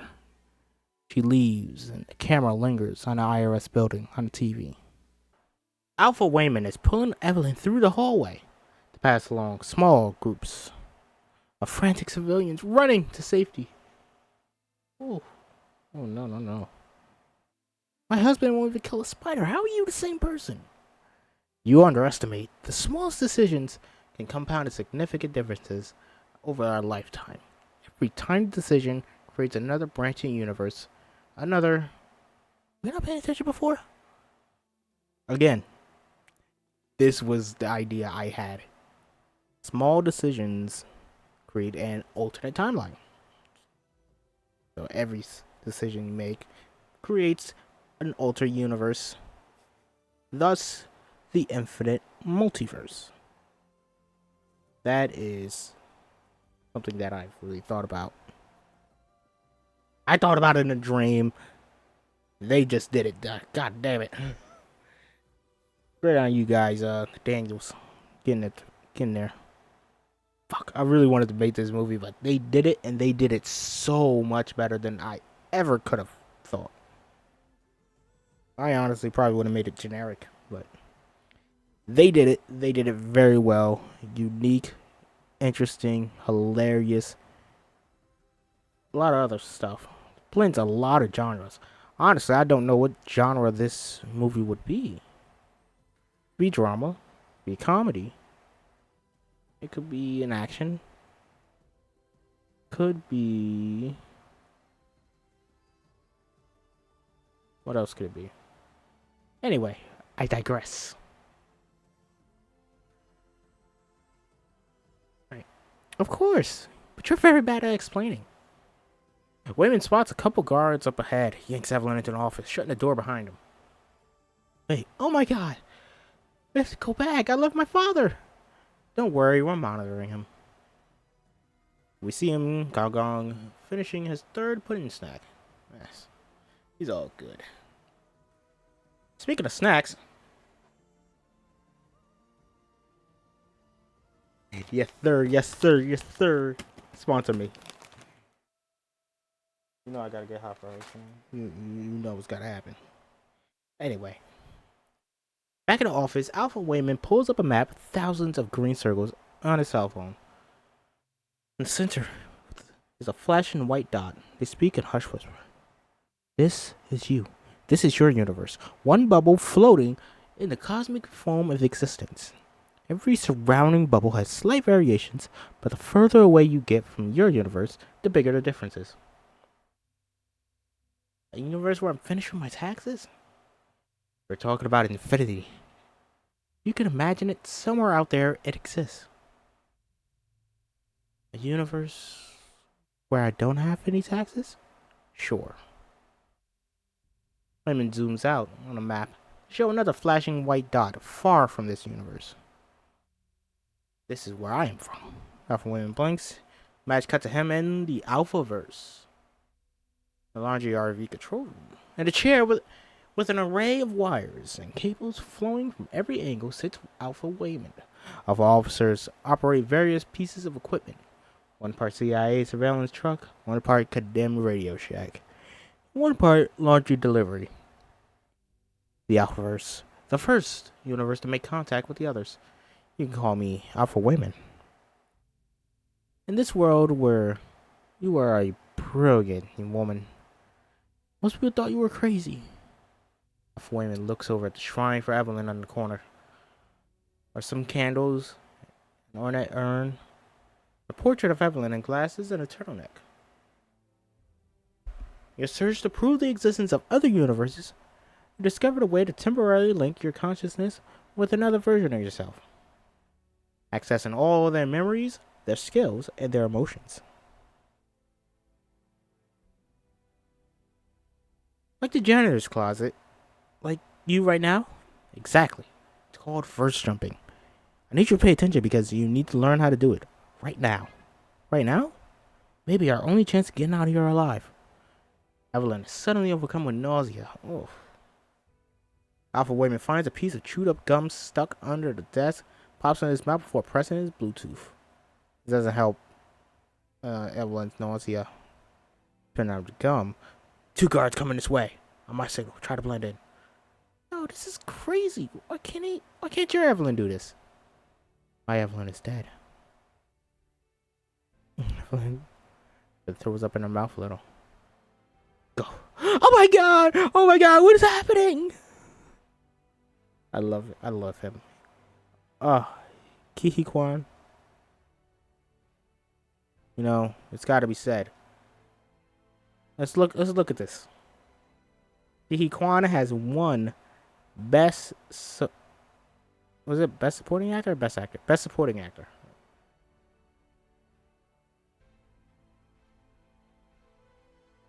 Look at this. Winner for best original screenplay. Yes, we said. Nominee for best achievement in music. Who did that go to? I forgot who it went to. We did do the Oscars thing. Original song. That was nominated. Plays at the end credits. And it was beat out by Natu Natu, which I am not upset about. I love Natu Natu. Winner of Best Picture, winner of Best Achievement in Directing, winner of Best Actress, and Supporting Actress for Jamie Lee Curtis, but another nominee was Stephanie Hsu. Absolutely. And Supporting Actor, Quan. Fantastic. You'll see why he's fantastic later. Also nominated for Costume and Film Editing. Oh, he won for film editing, as it fucking should. It absolutely should. It's incredibly well edited. Wayman swings open the office door. A group of frantic civilians run past. Wayman grabs Evelyn, still screaming, and joins the group. 2 armed guards approach the group, opening office doors. Evelyn and Wayman run right past them. As soon as the guards pass out of sight, Wayman stops screaming and pulls Evelyn into a stairwell. Evelyn and Wayman stand their backs against the doors, inches away from each other. How did I die? I've seen you die 1,000 ways in 1,000 worlds. In every single one of them, you were murdered. Alpha Wayman heads down the stairs. What? Who wants me dead? An evil, omniversal being with unimaginable power, an agent of pure chaos, with no real motives, nor desires. Jobu Tabaki. You're just making up words. Wayman puts his hand on her lips. 2 floors below, they catch a glimpse of police heading up towards them. They head back up the stairs. We need another exit. Why is Joey Jawui hunting me? Jobu Tabaki. And she knows, no matter how powerful she is, no matter how unlikely it is, an infinite number of universes, there has to be at least one where someone can stop her.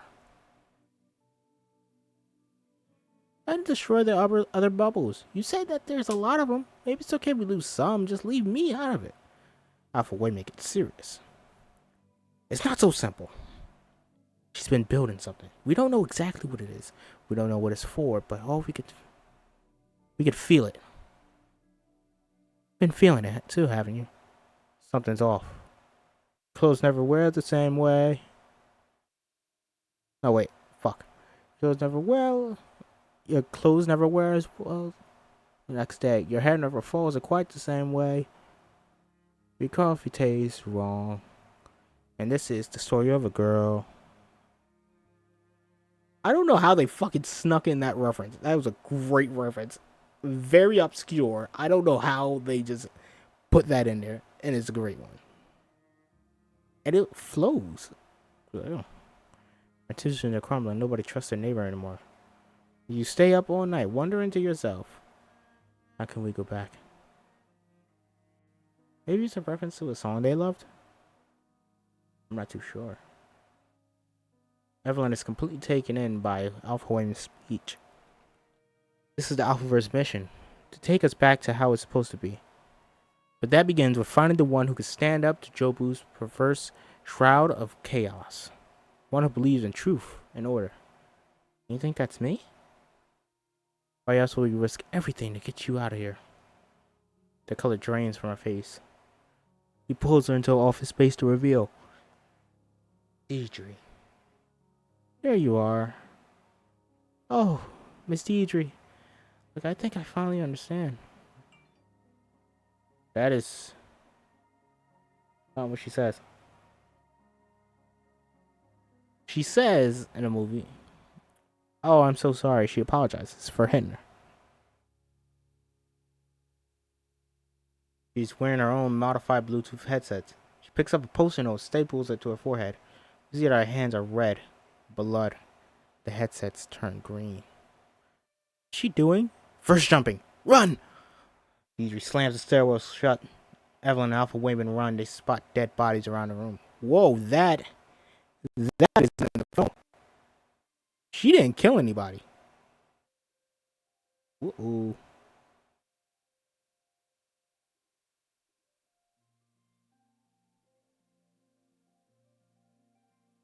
Deidre presses the button and her head cocks back. She opens her eyes, flips the table with incredible strength. She also sucks in her gut. It's fucking great. You know, also, the first time I watched this, I didn't know that was fucking Jamie Lee Curtis until like halfway. Like, she looks familiar. Then I kept looking at her like, that's Jamie Lee Curtis. Ugh. Yeah, she's fucking great. Won Best Supporting Actress. I believe Stephanie Hsu should have won, but hey. It's a legacy win. She's been around. The Academy doesn't recognize horror films, so yeah. They flee. The camera pushes into Wayman's head. In the Alphaverse. She jumps up where? Brute force. Sumo wrestler? Bodybuilder? Doesn't matter. Counter with somebody agile. Counter with someone agile. The on-screen interface rapidly scans a cluster of circles, each representing other universes. A few begin to blink. In your perimeter, we got breakdancer, mime, gymnast. Give me gymnast, go! Calculated route. On screen, we see rapidly flashes images of gymnasts, and then flashing paths through circles. Finally, a path solidifies. Route found. Paper cuts, 4 of them, 1 each finger. Oof. Women rips some paper from the bulletin board, starts trying to slice papers, cuts while running. It's not working. Oh, I hate paper cuts. I haven't had a paper cut since I was a child. God, it's the worst. It's just, fuck. Paper cuts only happen when you aren't trying. It's impossible. Probability 1 in 8,000. It's the strongest jumping pad we've got. Frustrated, Alpha Women gets down on 180 to focus. What are you doing? Slice. 1 down. Deidre's coming close on him. Slice. 2 down. Slice. 3 down. Evelyn leaves him behind and runs. Slice. That's 4. The Bluetooth turns green. He's about to press the button. Deidre catches his hand. With effortless strength, she lifts him up in the air. Spins him over her head like a pro wrestler. Like Claudio Castagnoli. Headset flies from out his ears. Is that pro wrestling? She's going for a backbreaker. Powerhouse. Sorry.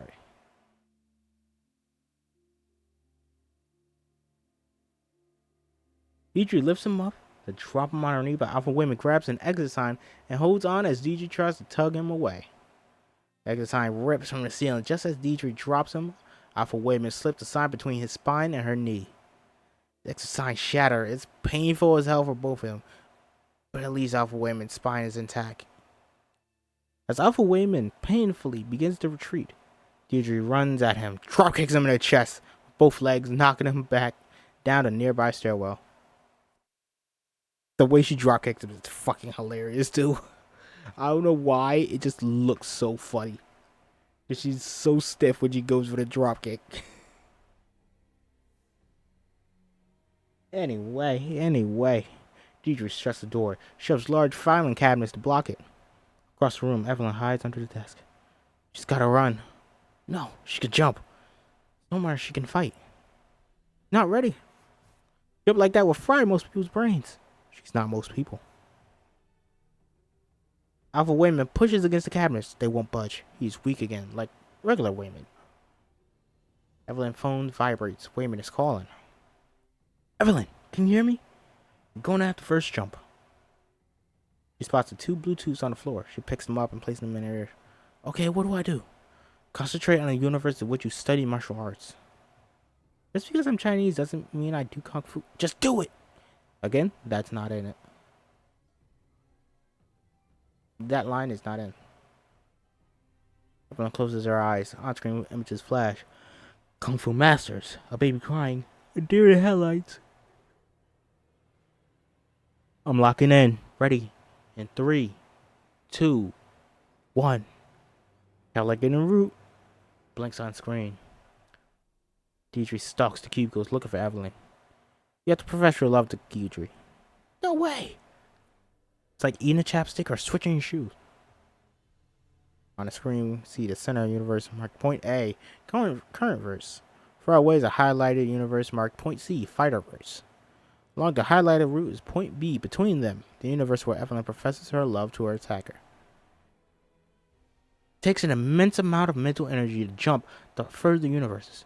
Develop an algorithm that calculates which statistically improbable action will place you in a universe on the edge of the local cluster, giving you the momentum needed to reach your desired counterpart with your jumping pad.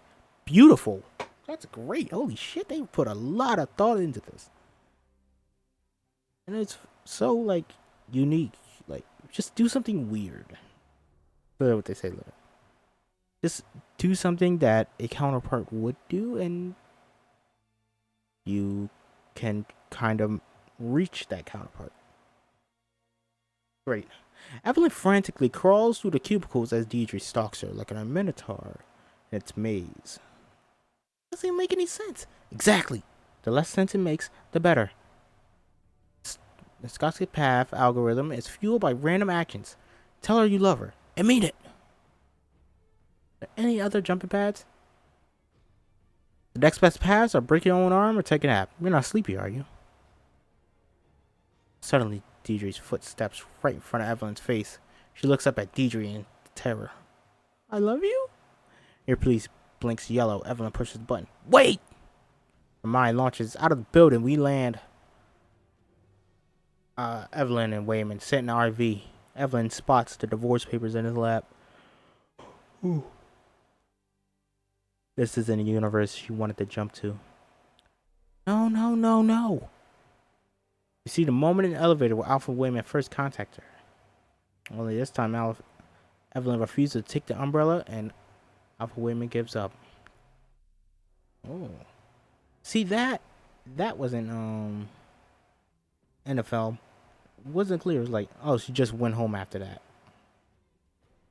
And then they talked about the divorce. But now in the script you could see that it's because she didn't take his advice. She didn't do anything. Yeah. She's in a local Divergent universe. She's gone home to finish her taxes. Evelyn panics and tries to punch Deidre. Deidre easily catches her wrist and twists it. Evelyn screams in pain. Deidre laughs and slaps her over and over. Evelyn's face is red with pain. Wayman is shy and scared. I'm not trying to hurt you. Byron from church said he and his wife were miserable till they discussed divorce, and talking it out actually helped. Doesn't make any sense. Think about it.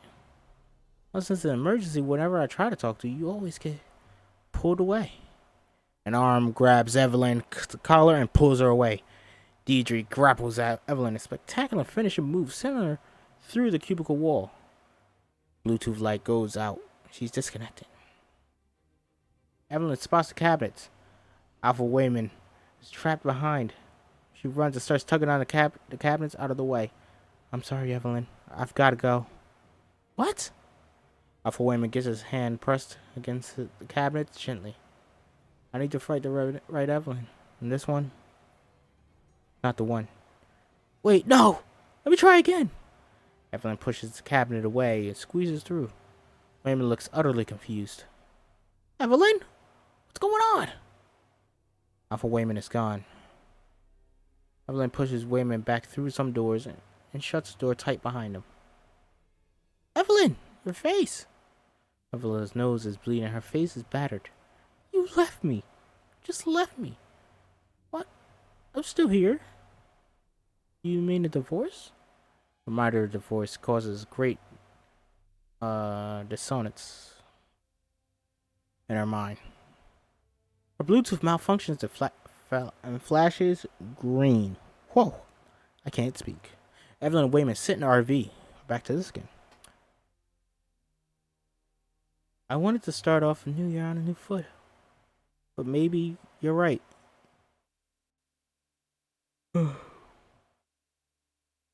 Maybe we would have been better off if we had never got married. I never said that. I didn't have to. The way you look at me. Wait a minute. The car door is ripped off. Door is ripped off its hinges to reveal sweaty, angry Deidre. Evelyn panics. I love you. What? Get out of the way. I love you. I love you. Her Bluetooth turns yellow. Evelyn grabs Wayman's hand and runs down the stairs as Deidre laughs. Evelyn turns to see Deidre leap off the top step and straight into the air. Right towards her. Evelyn falls on her knees, finally gives in. I love you. I love you. Bluetooth turns green. She presses the button. Shock goes through her brain. Just as Deidre's knee is about to hit Evelyn's nose, time slows down to a crawl. The camera patiently pushes into Evelyn's head through countless universes and stops. Evelyn lounges in her limo, dressed in a lovely gown. She gasps. She rapidly downloads memories. Evelyn and Wayman in their 20s on the porch. Can't you see it? How wonderful it would be if you came with me? In fractures like a prism, we see two options. One universe where Evelyn drives away in a taxi with them. One where she stays with her family. We follow the universe in which Evelyn stays. Evelyn is walking along, crying softly to herself. A mugger grabs her purse and knocks her to the ground. Moments later, her purse drops back down in front of her. She looks up to see a regal woman in traditional attire. Classic Kung Fu master. She has beaten up the mugger. Classic training montage moments. Evelyn carried buckets of water and down a mountain, doing pinky push-ups, breaking clay pots with her fists. Quick series of moments. Kung Fu master playfully keeps a cookie away from Evelyn. This is the toughest challenge. Never quite gets it.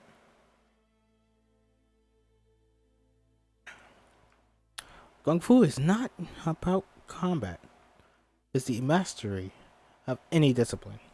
Even this cookie could be Kung Fu.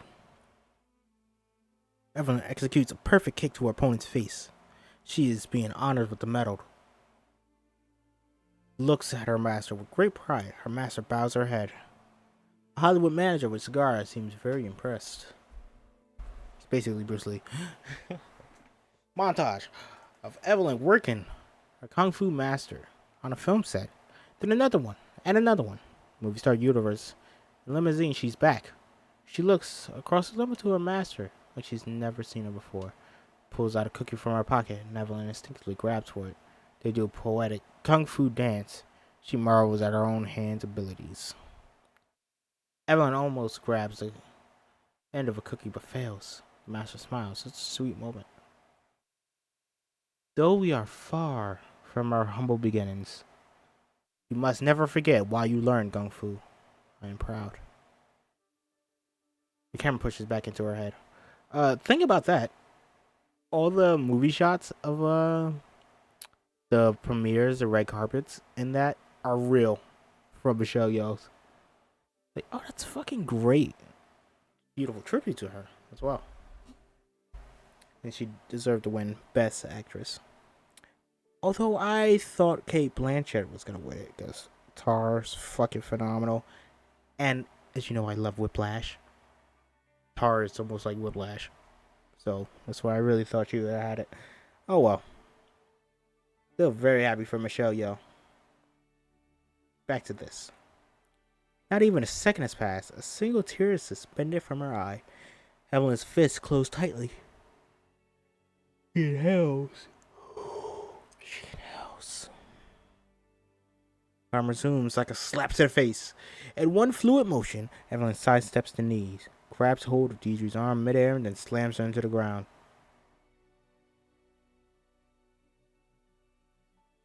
No, she throws her into the wall, I think, right? Anyway, Evelyn looks at her hands. It worked. Deidre attempts to grapple her, but Evelyn easily dodges the advance and sends Deidre tumbling down the stairs. Her head goes crashing through drywall. She goes limp. Evelyn disconnects. Wayman runs over and lifts her up. Why did you? Ow! Are you crazy? I saw my life without you. I wish you could have seen it. Wayman is drawn in.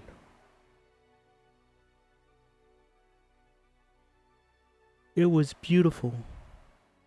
I should have listened to Baba all those years ago. Damn, it's so fucked up. Wayman looks at her. Pain, confusion. He begins to say something, but Alpha Wayman returns. He grabs her hand and begins walking away from Deidre's limp body.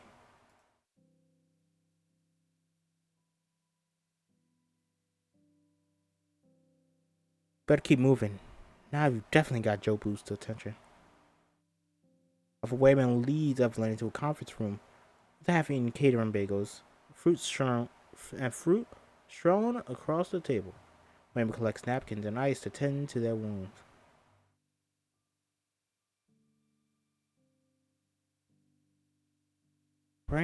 Stay calm. Your brain is under a credible amount of stress.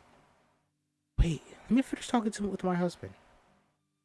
Not think it straight.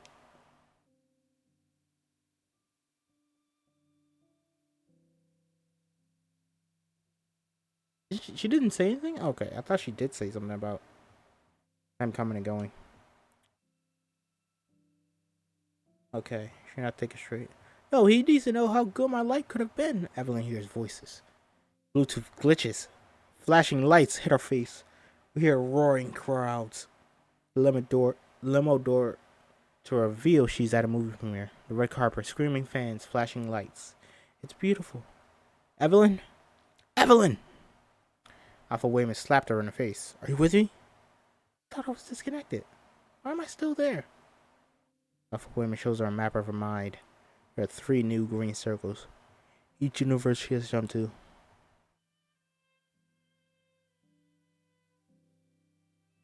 Your mind? It's like a clay pot holding water. Every jump opens another crack, causing things to leak through. The training, you will learn to reseal those cracks. Eat in the energy. Alpha Wayman hands her a plate of half-eaten food. Takes a massive bite from a bagel with cream cheese. His eyes close in ecstasy. Cream cheese, oh. My universe, the cattle were killed off. One of the many things we lost in our war against Jobu. Against chugging a carton of half and half. What if I want to go back? Back to the other universe. Alpha Wayman begins shaking her fiercely. Shut it down! Shut it down! Are you with me? Come back! I'm with you, okay? I'm with you! Checks the map. Evelyn is stable. Listen, you're only using other worlds to acquire special skills. Do you understand? If you fall for their temptations, you'll invite contradiction, chaos. The clay pot could shatter and you could die, or far worse. What is worse than death? You should keep moving till reinforcements arrive. No, I don't have time for your clay pots. Explain it to me now. Puts her foot down. Alpha Wayman sighs. You're right. In the Alphaverse, we began training many young minds to verse jump. Imagine what we could have done with the collective knowledge of all these worlds. Cured diseases, ended war. There was one who was far and above the most gifted. Our little explorer. You saw her potential, so you pushed her beyond her limit. It strikes a nerve with Evelyn. We see Joy hooked up to various devices. She first jumps over and over and over and over and over and over again until we're both dead. See, sorry, Spider-Man reference. I didn't get it earlier, but hey, I got it this time.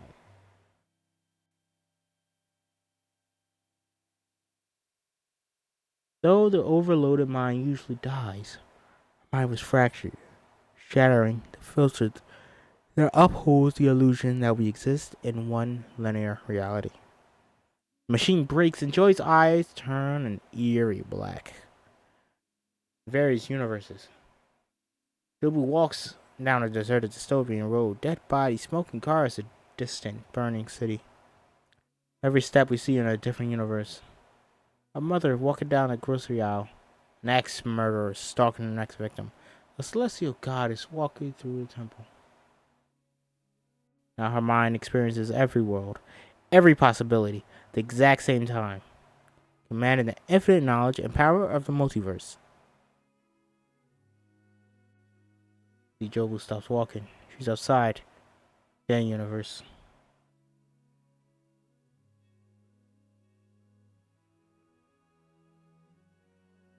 Jobu Tsubaki. Jobu Tsubaki. Now she's seen too much, lost any sense of morality, any belief in objective truth. No one has been able to stop her. So now, before Wayman leaves Evelyn out, Evelyn hesitates. But you said I was the wrong way. What you did back there changed my mind. You were incredible. Evelyn glows. She hears the cheering crowd from premieres again. Alpha Wayman exits the room as he explains, but as Evelyn follows, she sees cheering fans. She shakes her head, but cheering just gets louder. She can't help but be pulled in. She is back on the red carpet, soaking in the limelight. Oof. Then she spots someone in the crowd. Someone in the crowd can take you where you want to go. I digress.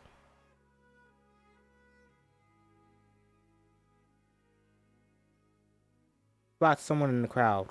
Waymond. Everything goes silent. Lemon looks different.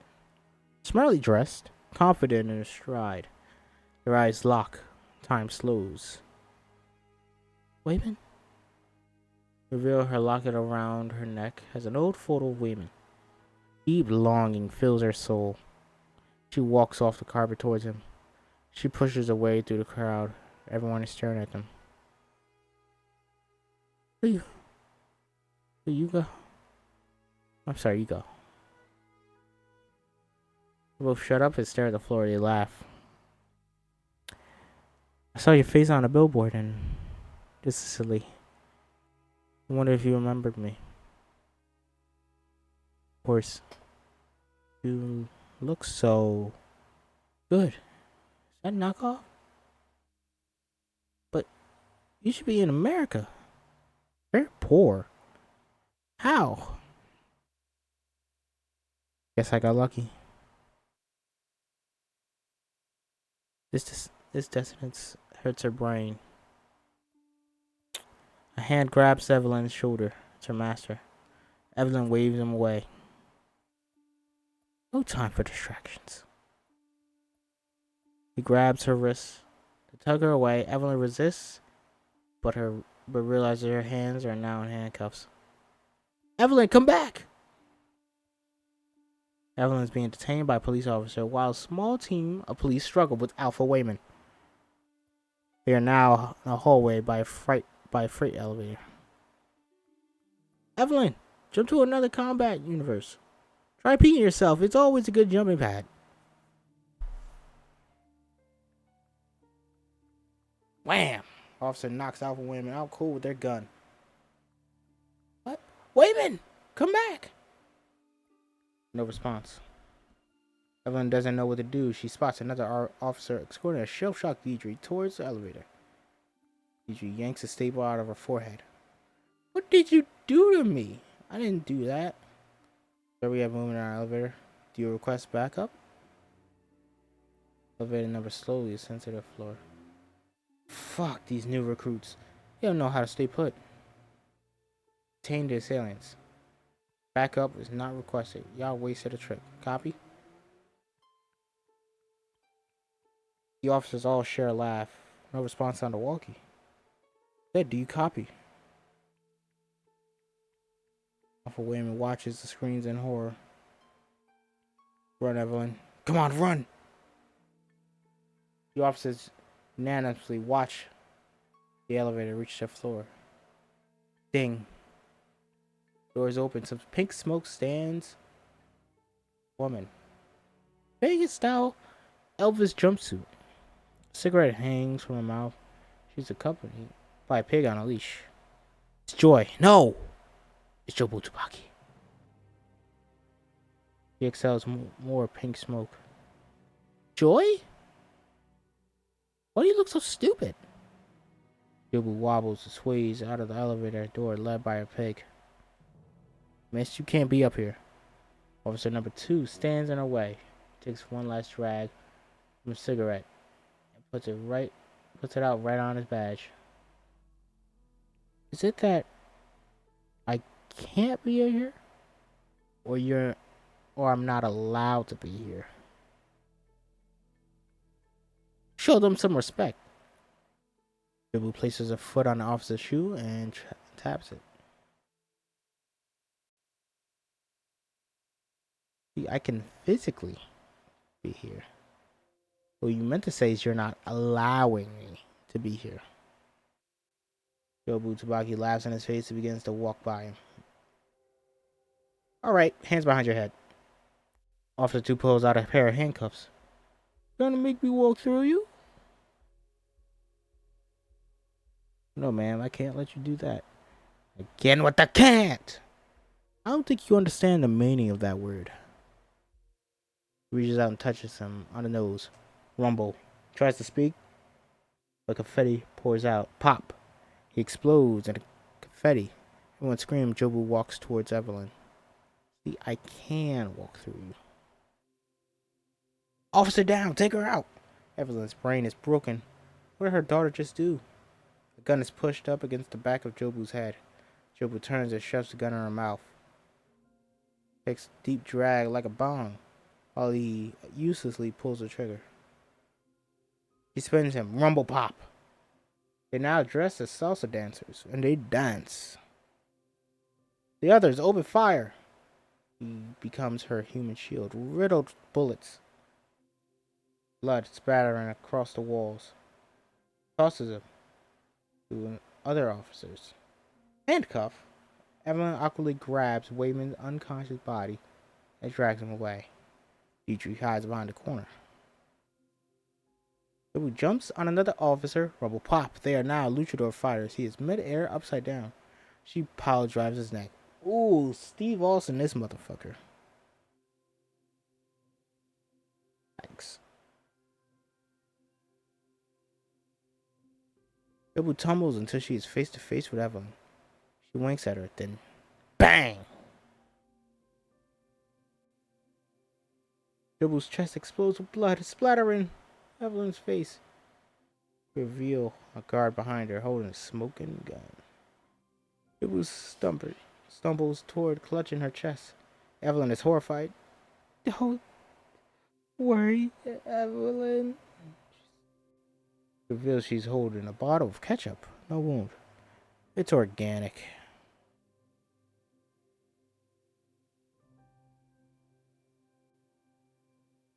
The officer drops his gun and charges Jobu with his baton. She catches it, becomes a veiny dildo. Jobu violently beats the officer with a dildo, finally knocking him unconscious. Oh my god, it's you! Jobu looks up at her mother, still holding the unadulting dildo. Evelyn is horrified. Jobu to booty! Or Juju to booty! It's Jobu Tabaki. Consider yourself blessed to be in her presence. Deidre does not speak in the scene. Big Deidre steps out and bows her head before Jobu, who transformed her bloody clothes into clean golfing attire. Great evil that Wayman was talking about? That my joy? Do not mistake what you see from your limited perspective as evil. Creed 241 Rule 6. There is no good. So evil. It's only Google. Not in the film. Shut up. Her name is Joy. A beautiful name.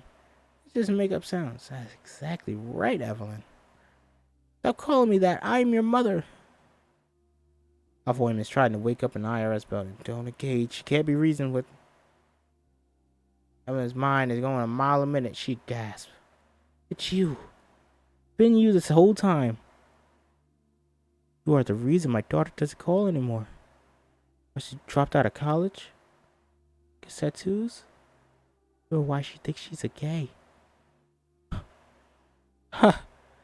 You're still hung up on that fact that I like girls in this universe? The universe is so much bigger. You realize, Evelyn, I fucked everything. What's your language? That last line, and Evelyn, nope. Not in the film. She struggles to get away, but Jobu continues to stalk her. You fucked everything too. Girls, dogs, cars.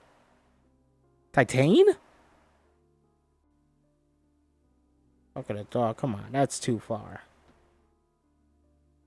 Too far. She pulls a picture of her frame at the wall. Rumble, pop, pop. We see the photo in the frame changes the photos of Evelyn lovingly with Deidre. A dog, a car. Never. Decree 3707. Rule 34. If you can imagine it, you have fucked it. That is a good joke. Not in the film. That whole thing with the dog, nope, not in the film. In this very moment, there's a world where you and your auditor over here are deeply in love. They don't say that in the film. That is implied later. It's very subtly done. Very good.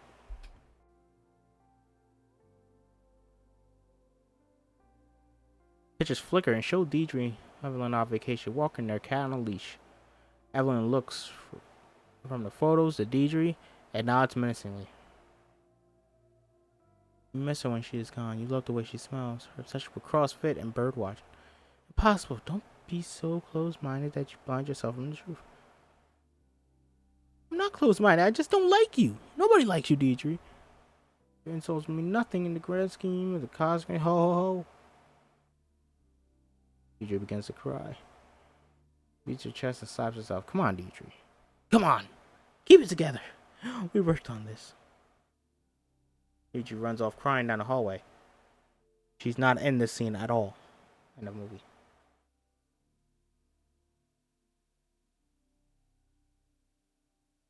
Look, I'll be out this universe in a jiffy. I'm just popping in to check on something.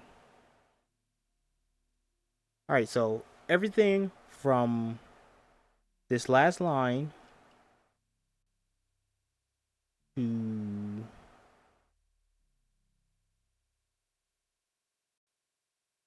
talk about you're still hung up on that I like girls in this universe. Much bigger than you realize. Everything after that, up to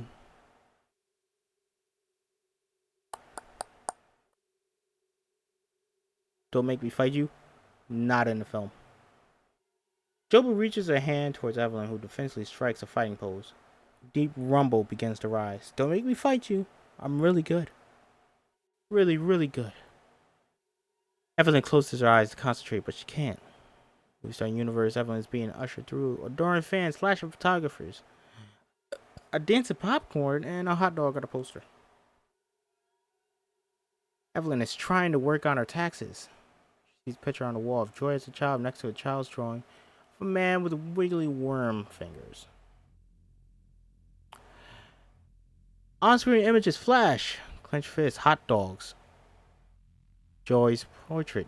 Joy's childhood drawing, back to a fist, etc. No, no, Evelyn, you're not locked in. Evelyn backs up against a wall. Jobu looks down to notice Evelyn has Peter pants. Her Bluetooth flickers yellow and green. Jobu nods impressed. Evelyn presses the Bluetooth. Her head cocks back. Both her hands go limp as if they've been pumped full of anesthesia. They've been pumped full of anesthesia. Her handcuffs slide off to the floor. She tries to punch Jobu, but her floppy fingers just bounce. She jumped. She's off the damn map. Evelyn's back in the laundromat, but Deidre is standing next to her watching TV instead of Wayman. On TV, they're watching the same old musical from this morning. Only the lovers both have hot dogs for fingers. They begin to circle each other, slapping their thighs. Bizarre love ritual as the music swells. Deidre sighs and wipes a tear with her hot dog finger. Oh, honey, isn't it beautiful? Emma looks down at her own hot dog hand and shrieks. She appears to be in a universe where everyone has hot dogs instead of fingers? An evolutionary branch in the anatomy in the human race? Monkey with hot dog fingers murders a normal fingered monkey with their hot dog hand. With their hot dogs. Other monkeys whoop and scream. I'm like that with Fry most people. Like I said. Not most people. The normal fingered monkey's outstretched arm hand falls limp, but still has bones. Evelyn stumbles against the door. She tries to grab the handle, but her fingers are useless as she crumbles to the floor. This is crazy. You're starting to get it.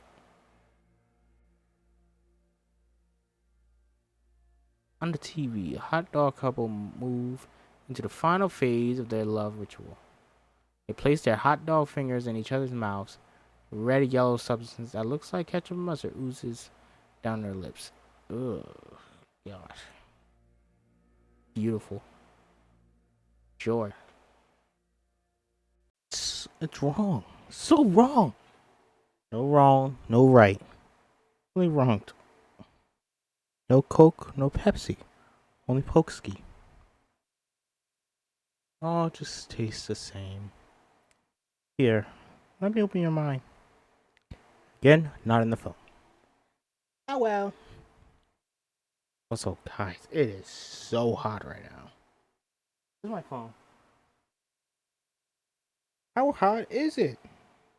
It is currently 76. It was 88. Whew. Man, I nearly passed out. Okay, it's going down. Okay. Alright. But back to this. With her hands together, Jobo opens her fingers like Spock. Slide your fingers between mine. Take a peek. Looks like a pussy.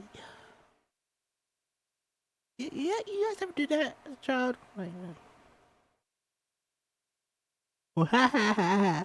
you can see a vagina. Very fun. With her, right, she reaches her hands out to Evelyn, who is too dazed to resist. We hear a familiar, ominous rumble. Open up. Take a peek. Evelyn grimaces as she realizes the infamous playground hand vagina trick, in which young boys approximate the appearance of a vagina. Evelyn reluctantly opens up her hands and peeks inside. The rumble's deafening storm. Her eyes go wide.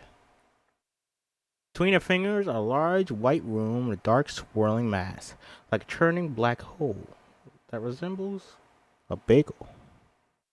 What is it? A bagel? I got bored one day, so I put everything on a bagel. All of my hopes and dreams, my old report cards, every breed of dog, every last personal ad on Craigslist, sesame, poppy seed, salt, and it collapsed in on itself. When you really put everything on a bagel, it becomes this, the truth. Strange peace comes over Evelyn's face. Truth. Nothing matters. Oh, Joy. You don't believe that.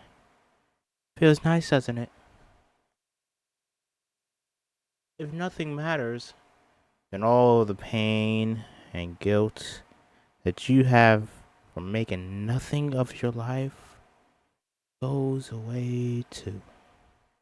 Sucked into a bagel. Ooh. Evelyn tries to resist, but her eyes begin to turn black. Slam a blur of skin and metal sends Jobu Tsubaki smashing through a wall. What? Rumble stops, and Evelyn steps out of the spell. Evelyn looks up to see Gong Gong.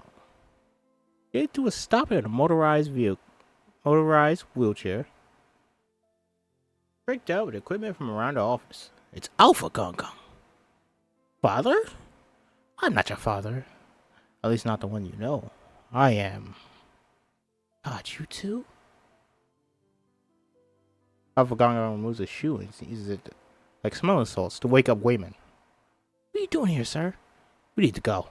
All three hurried down the hallway. Jobu Tsubaki stumbles out of the smashed hole in the wall, unfazed, not a little annoyed.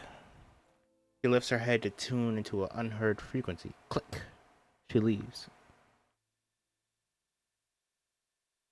Gong Gong slams the door shut. Sir, I have this under control. Evelyn tries to focus on their conversation, but her mind is all over the place. She looks drunk. Alpha Gong Gong zips around the room, barricading the door with furniture. They speak in hushed whispers. It is nowhere near ready. Once again, you deliberately disobey me. Cause another mind to be compromised. You know what we have to do now. Sir, no, please. She's not like anything we've seen. She could finally stop Jobu Tsubaki. You mean the monster that is in my daughter? Why'd you tell me from the beginning? I was waiting for the right time. She's using my beautiful Joy to kill people. That's why you will stop her. Alpha Gong Gong scoffs at the idea. But how? You dance that man to death? There's no way. No way I'm the Evelyn you're looking for. No, I see it clearly. See what? I'm not good at anything. Exactly. I've seen thousands of Evelyns, but never an Evelyn like you. You have so many goals you never finish, dreams you never followed. You're living the worst you. God damn, imagine hearing that from somebody. You are living the worst you. You are shit. I can't be the worst. What about the hot dog one? No. Everyone here agrees. This one's worse. Can't you see? Every failure here branched off to success for another Evelyn and another life. Most people only have few significant alternate life paths, so close to them. But you, here, you're capable of anything because you're so bad at everything. Jesus. Evelyn isn't sure if she's flattered or insulted. Grabs Alpha Wayman to steady herself. What good is all that power if her mind is already succumbing to the chaos? There's a knock at the door. They go quiet. Hello? Hello? They all freeze up. Mom? Dad? What's going on? This is just another one of her tricks. Evelyn backs away from the door. Alpha Wayman confers with his team via Bluetooth. Sir, our readings indicate that's not Jobu. If she's not here, then where? Oh no. In the middle of the road, a lone figure. Jobu! Alpha Gong Gong video conferences in from another base. Do not engage! Run! Run! Alpha Wayman can tell he won't have a choice. Alarms flash as the RV violently swerves. Alpha Wayman turns to Gong Gong. Watch these two here while I deal with Jobu. I'm not risking the safety of Alpha First for this. Alpha Gong Gong drops his head and begins snoring. Get us as far away from Joy as we can. I'll be back, I promise. Hangs his head and snaps back as normal Wayman. Hello? I can hear you guys in there. Where are we? Wayman pushes the furniture away and opens the door. Joy steps in, scrolling through her missed calls and messages. Joy? Why are you here? I have no fucking clue. Gentle language. I'm sure there's a very good explanation for all this. Wow, very cool clothes. Evelyn shoves Joy into an office chair and begins frantically taping her arms with packaging tape. What the fuck, Mom? Evelyn, stop that! It's for our protection. Our daughter's mind has been taken over by Joe Booby Tubaki. Possess. Alpha U and Alpha Gong Gong want me to fight her, but she is too powerful. Wayne puts his hands on her shoulders to calm her. What are you talking about? Are we all having a stroke? You can't remember anything because your bodies were under control of other universes. Oh, that explains it. We're like puppets. You could do things you normally can't do. We're like, what's that movie? Raccacoonie. Fucking love Raccacoonie. What? You know Raccacoonie, the cartoon? You watched it for your birthday in middle school? The cook, he makes bad food, but then the raccoon sits on his head, it controls him, then he makes good food. In spite of everything that's happened, Joy laughs. She means Ratatouille. Ratatouille! Very good movie. No, it's Raccacoonie. Raccoon. Ratatouille's not a word. So, there's a raccoon me and a raccoon Joy, and they're controlling us? From other universes. Joy and Wayman can't stop laughing. Evelyn, suddenly self-aware, drops the tape. She can't help but laugh a little, too. Evelyn turns to see her father is awake. She goes to him. Joy's phone begins to ring. It's Becky. Despite the tape, she's able to answer the phone, while Wayman tries to free her. Watch the movie. Great film. Quickly, while she's distracted. Gong Gong covertly places a box cutter knife in Evelyn's hand. It's Alpha Gong Gong.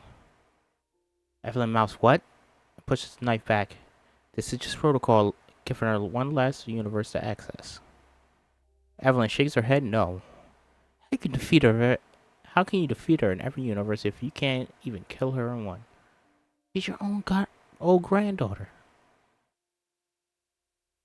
He places the knife in her hand. Evelyn feels the weight of the weapon. Sacrifice is necessary to win this war. I know all too well. Jobu killing all the policemen. Hear Jobu's voice. Nothing matters. Evelyn grips the knife tighter. She turns and walks slowly to her oblivious daughter, who is still on the phone. Wayman laughs as he struggles to get the tape off Joy.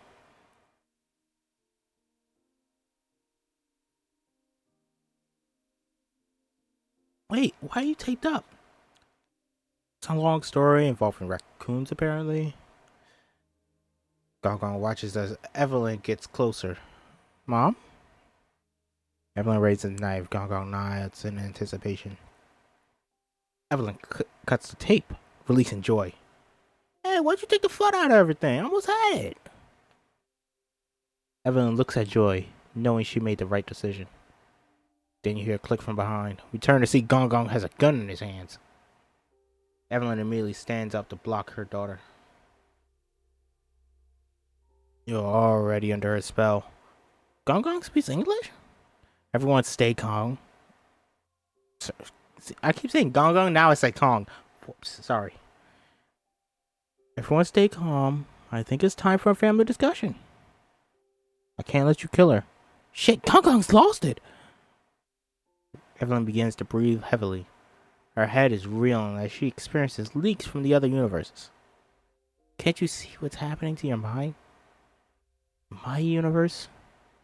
You pushed your daughter, and you broke her. You created Jobu Tupaki. I must stop you now. It's only a matter of time before you become just like her. Glancing back at Joy, Evelyn is overwhelmed with guilt. Then Eureka, an idea sparks in her head. Just like her. Evelyn looks Alpha Gong Gong squarely in the eyes, begins dancing. To no music. It's awkward. What are you doing? Her Bluetooth devices blink green. No, you don't know where you jump. You can end up anywhere. She presses a button. Bam! She's an incredible dancer. That's enough. Evelyn pulls hand sanitizer from Wayman's pack and splashes in her eyes. It stings. Green light. I know you don't understand. This is something I have to do. With Wayman's voice. Oh. Alpha Gong Gong wheels up to Evelyn and places the gun directly to her head.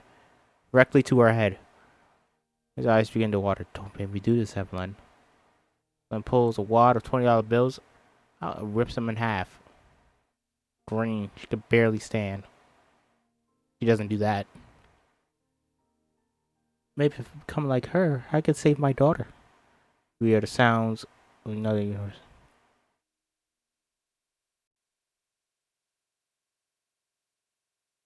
Oh, I just remembered the nasty part that happens here.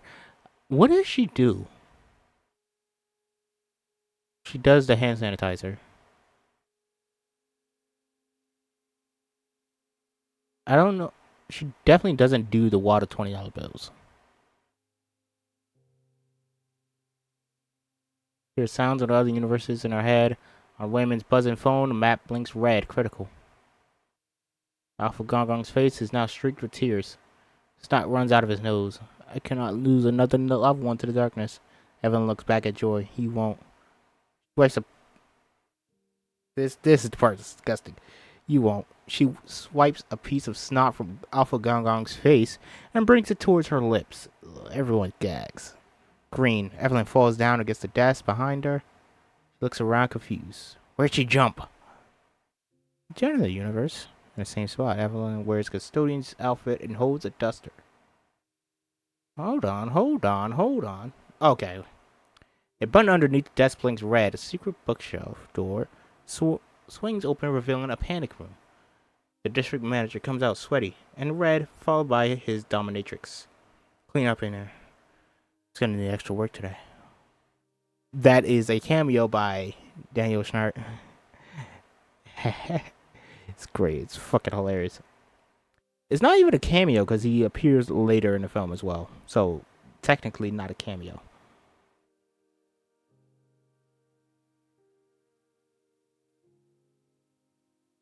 Shows Evelyn a $20 bill with a shushing gesture and walks out. Janitor Evelyn pops open the cap of a bottle.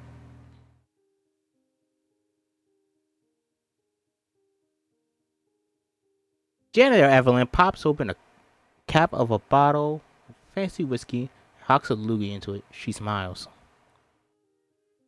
Back in our time. Sorry, Baba. He pushes the button under the desk and the secret door opens. Alpha Gong Gong breaks eye contact. Get in! Before Alpha Gong could pull the trigger, Evelyn picks up the whiskey bottle, smashing the Alpha Gong's gun, sending it flying out of his hand. Alpha Gong wipes the whiskey from his face. The door clicks shut. Family are locked in a panic room. Oh wow, what is this stuff? Oh my god.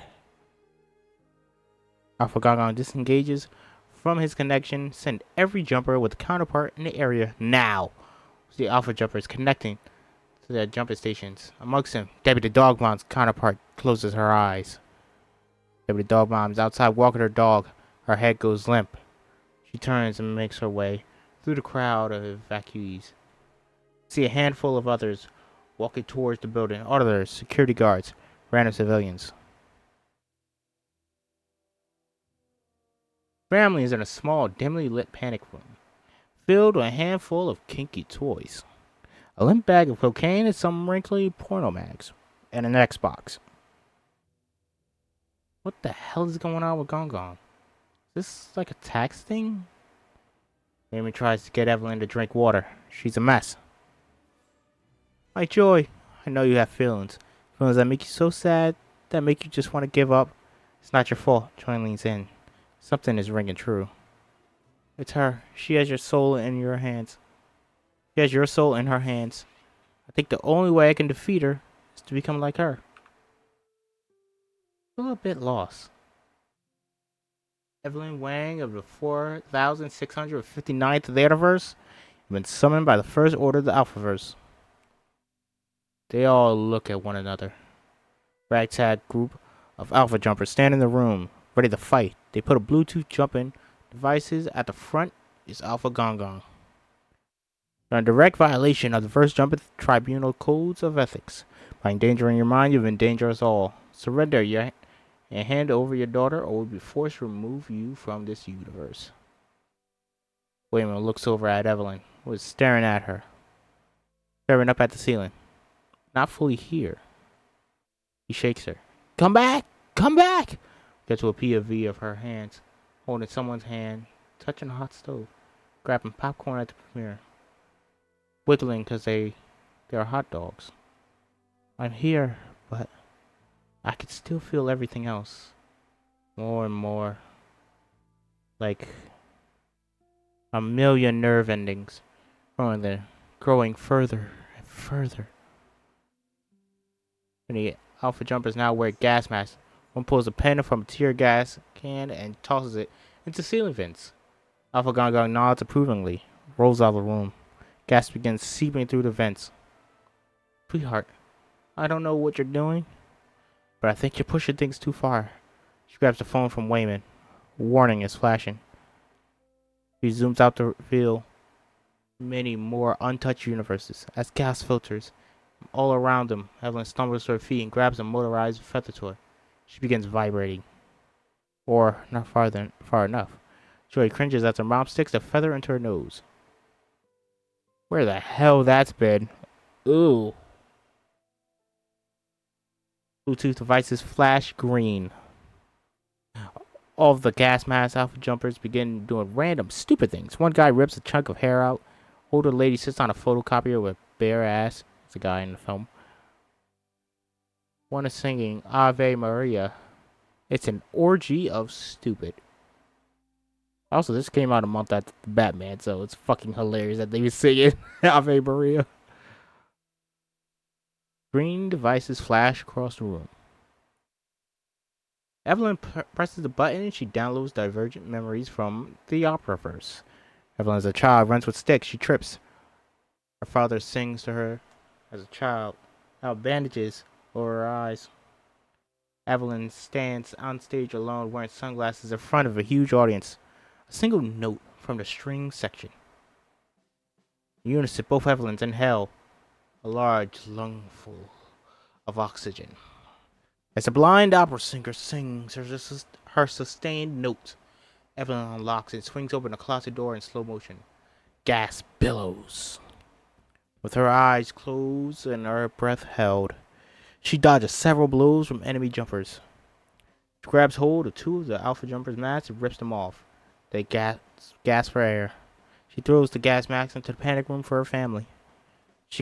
Someone kicks her from behind. Opera Evelyn's voice falters and cracks. She disconnects as she hits the wall, but the epic opera music continues. She picks up a frog-shaped paperweight and tries to swallow it whole. Green, bam!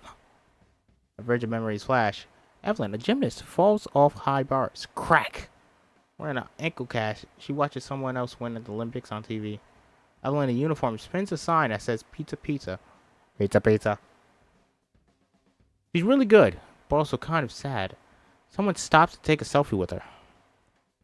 SWAT officer charges in with a riot shield.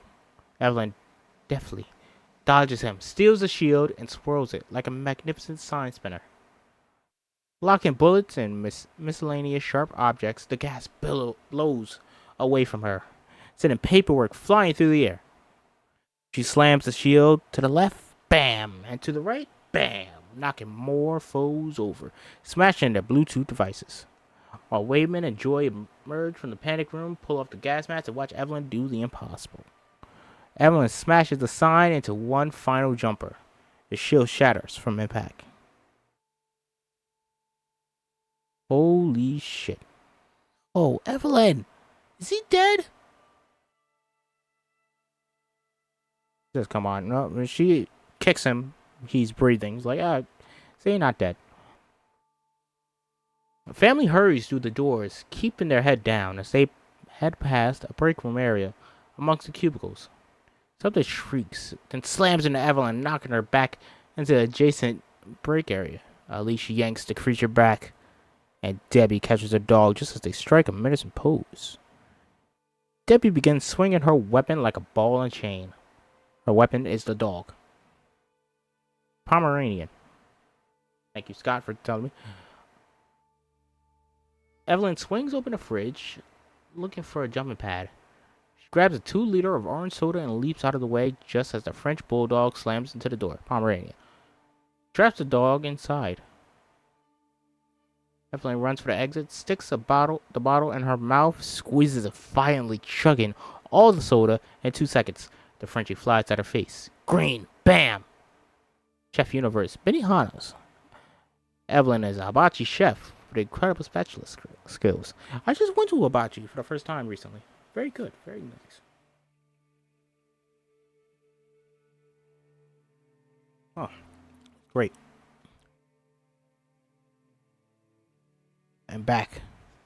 He bends backwards, grabs a spatula and a cake knife off the floor, and expertly spins them, slicing the leash. The dog flies off into the cubicle. Debbie is furious. Evelyn grabs an egg timer and spins it on the spatula for a moment, then flicks it violently into Debbie's forehead, knocking her unconscious. Ooh, shit. Evelyn rejoins her family, but suddenly has a headache. Leak from the chef universe. Evelyn accidentally drops her spinning egg into a customer's lap. The manager pulls her aside and whispers in her ear, "Are you kidding me? Again? If you don't step up, I'm giving some of your shifts to Chad." Evelyn looks over to see Chad, a young, handsome chef who has a captive audience. Chad winks at Evelyn, who glares back. Evelyn hears a loud, ominous drum beat. Back in IRS building, Evelyn turns to see Alpha IT guy drumming with 2 pipes so hard it's denting the splintering everything. He hits. He attacks with furious fast tempo. Evelyn fights with her spatulas, but they break. She throws a monitor at him and battles with him with a keyboard. But he drums each item into bits. She manages to hit his earpiece right as he does the same to her. Smack, they both disconnect. They're powerless.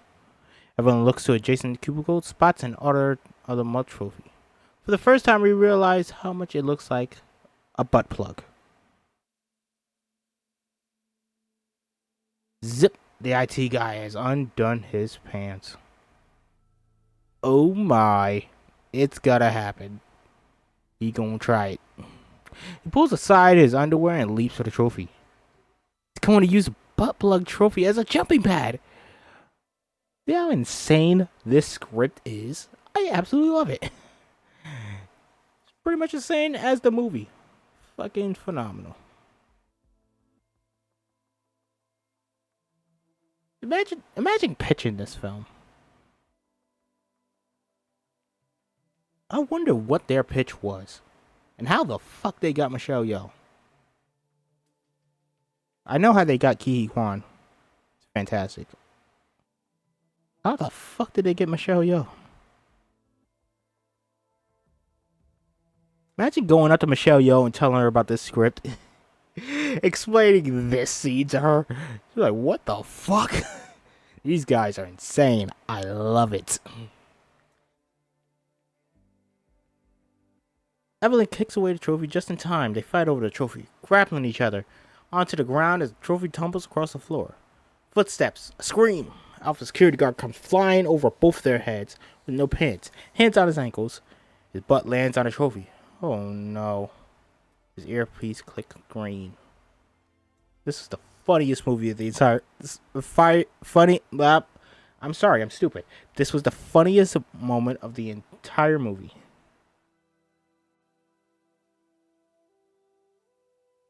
Everyone has to think fast. She blows on our IT guy's nose, make it an involuntary trumpet noise. Green. She stands up to face the Alpha security guard. Okay, this was hinted at. This is actually Joy's idea. Wayman says, "Do jumping jacks. Do something weird." She's said, "That's not weird. Blow on his nose and make him something." I forgot. But yeah. That was the setup, and then... Okay, so that was that improvised? I don't know.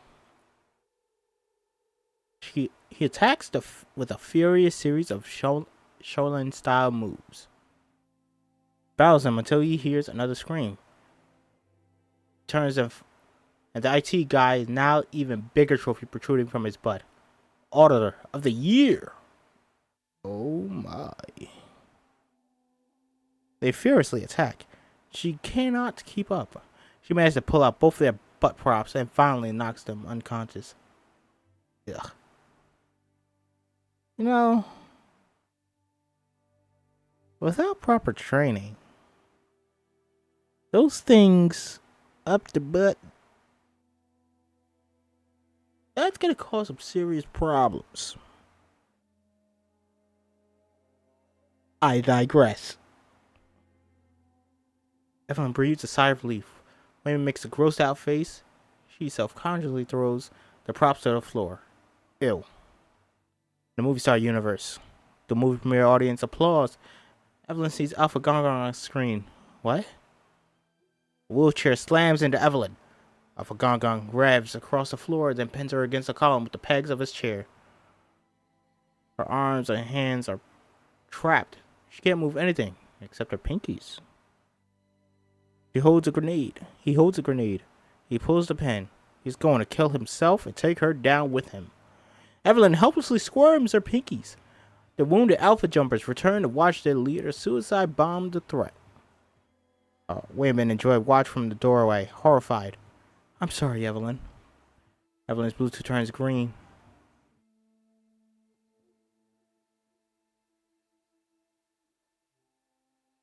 What the fuck? Alpha Gong looks down to see Evelyn is caressing his leg with her foot. That's not what happens in the film. See, here's these differences. In a film, a fly lands right next to her, sniffs it. Ugh. In the Pinky universe, in training, Evelyn does nothing but pinky push-ups every day of her life. Pinkies look like they are jacked on steroids. Evelyn's pinkies clamp down on the wheelchair pegs, breaking them. Using her strong pinkies, flick, flick. Gong and the chair go flying across the floor. The active grenade tumbles to some cubicles. The Alpha Jumper circular. Grenade explodes off camera. Evelyn strikes an intimidating pinky pose as the debris and smoke circle through the air. They attack, but Pinky Evelyn destroys them one by one. She flicks the guy's baseball bat into splinters, then flicks them across the room or into the air. They're all neutralized. There's a Smash reference in here as well. She flicks a guy up in the air. There's the fucking Smash baseball bat sound.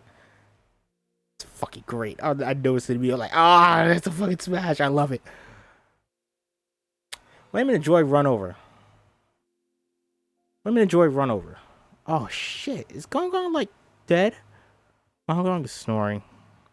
Evelyn lets out a sigh of relief. Suddenly, aware of how exhausted her mind and body are, she falls into Wayman's arms. It's gonna be so hard to explain any of this to you. No need to explain. I've been watching you. You're back. You know how good I am? I want to do it. I want to defeat Jobu Tsubaki. Hey, you got her name right. Evelyn, what you're doing is crazy, reckless. Your stupid plan to somehow save your daughter has managed to piss off everyone in the multiverse. But it just might work. He coughs in pain and caresses her face. Alpha Wayman, are you okay? Don't worry. I'm just a burner, Wayman. Used for communication. I only wish I could be there to see you finish this. Jobu steps into the flipped RV where Wayman is all alone connected to his helmet. All the equipment begins to shut down. Blue screens of death, smoke curling. Do what you will. Time is now limited. Jobu puts a finger to his lips. Rumble.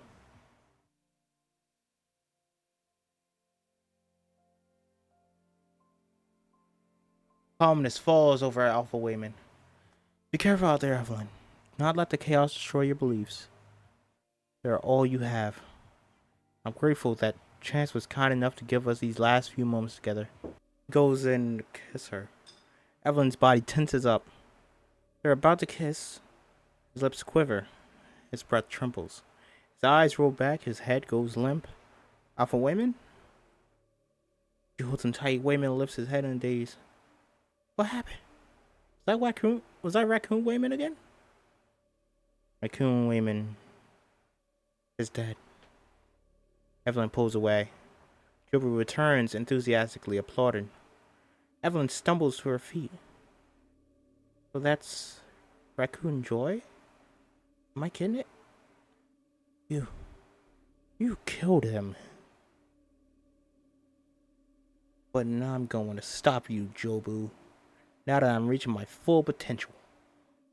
Jobu reaches out a hand. The eerie rumbling comes back.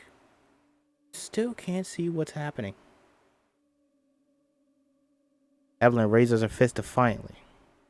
The rumble intensifies. No, I can now see clearly. More clearly than ever before. Evelyn is now fully cross-eyed. We see confusing flashes of the other universes. Chef. She's trying to cook better than Chef Chad across from her. Taxes. She has a headache. Movie star. The audience laughs around her. Sign spinners. She preps to catch the spinning midair sign, etc. Jobu nods. Spark of excitement in her eyes. Suddenly, Evelyn vomits 2 liters of orange soda and a frog paperweight. She collapses to the ground. Jobu touches her limp body, but nothing. She pokes her a couple of times. No rumble. No pop. Just dead. Damn it. So close. What? No! No! Jobu crouches down and shuts Evelyn's vacant eyes. I'll see you again soon. Somewhere out there and all that noise. Wayman holds his dead wife's body while Jobu stands over them. For a moment, looking remorseful. The feeling passes. The end.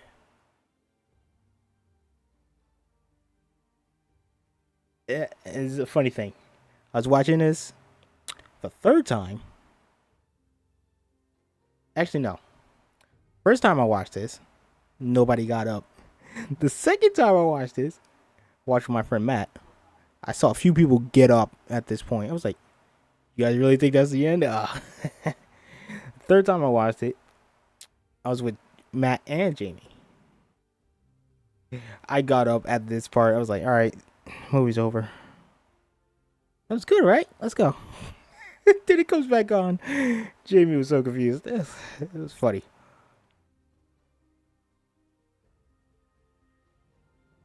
the movie universe. Applause. Credits begin to roll on screen. Pull out to reveal the audience. There's just interesting ending. Very sad.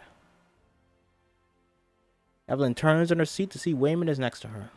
Screams in his face before standing up to pat her body. She's still alive. Where is she? Our daughter. What are you talking about? Runs down the aisle and bursts through the doors. As Evelyn goes hunting for Jobu Tsubaki, she finds it increasingly more difficult not to get lost in the chaos in the sign spinner universe. Evelyn looks down. She is now standing in the middle of the road, holding her sign. A horn blares. Evelyn looks up just in time to see a car driving straight towards her. She falls backwards. Opera universe. Evelyn falls backwards onto stage. The audience gasps. The microphone feedback squeals. From backstage, Gong picks her up, but she pushes past him. In the chef universe, Evelyn pushes through the prep kitchen door looking for Jobu. Instead, she sees Chad. The young chef is taking off his chef's hat, sitting on his head. It's a raccoon, pulling his hair. It's Rakakuni, the talking, cooking raccoon. Now we're cooking while nobody's looking. Rakakuni notices Evelyn and drops the hair, causing Chad's arms to drop. This isn't what it looks like. You can't tell anyone. Please, I'm begging you. Ah!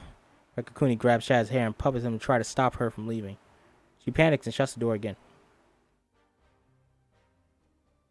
He makes him grab a knife and about to kill her. Suddenly, someone puts a blindfold over her eyes. Jobu, stop with the games.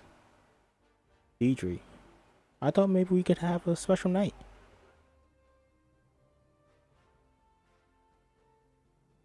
She struggles to pull off her blindfold.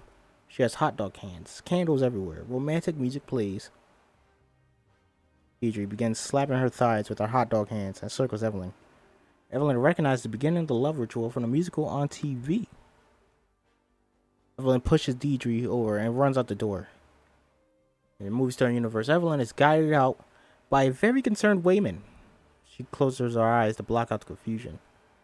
Collapses into Wayman's arms. He's using a napkin to pat her head dry. My clay pot is leaking. I can think of whatever nonsense I want to, and somewhere out there, it exists. It's real. Just think happy thoughts. Spaghetti, baby, noodle boy. We hear the sound of water boiling. This is the deleted scene. Remember, I mentioned earlier that on the DVD, there are deleted scenes and there's deleted universe. The noodle universe is the deleted one. Does it say anything about it on here? No. Okay. Interesting is in the shooting script.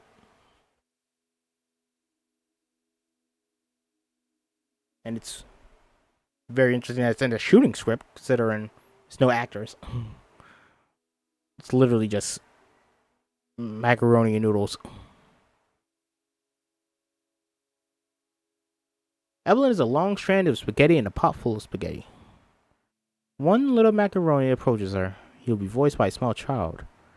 This is Spaghetti Baby Noodle Boy. Mommy, it's throwing day. You think they'll pick me? I'll stick on the wall? Today will I become a man? Noodle Evelyn looks at her macaroni son in disbelief. Shut up, Spaghetti Baby Noodle Boy. Wow, it's very rude of you, Evelyn. Various universes, and in rapid succession, we cut to several versions of Evelyn, all screaming, sitting in an IRS cubicle, sitting on a bus, tied to a stake above a fire, with an old leather boot. Shut up. She closes her eyes tight to block it all out. Back in the action universe, on Wayman's phone, Evelyn's mental map spreads further and further. Also, the noodle universe would have qualified it as animation as well. Different genres, you know.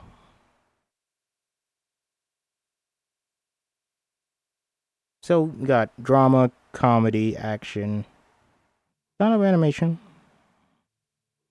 It's kind of animation though. There's another one I'm forgetting. Why am I forgetting it? Romance. Stupid. Of course, there's a romance. Wayman and Evelyn. It's romance. I feel like there's another one. It's definitely not horror. A little bit of coming of age. Not musical.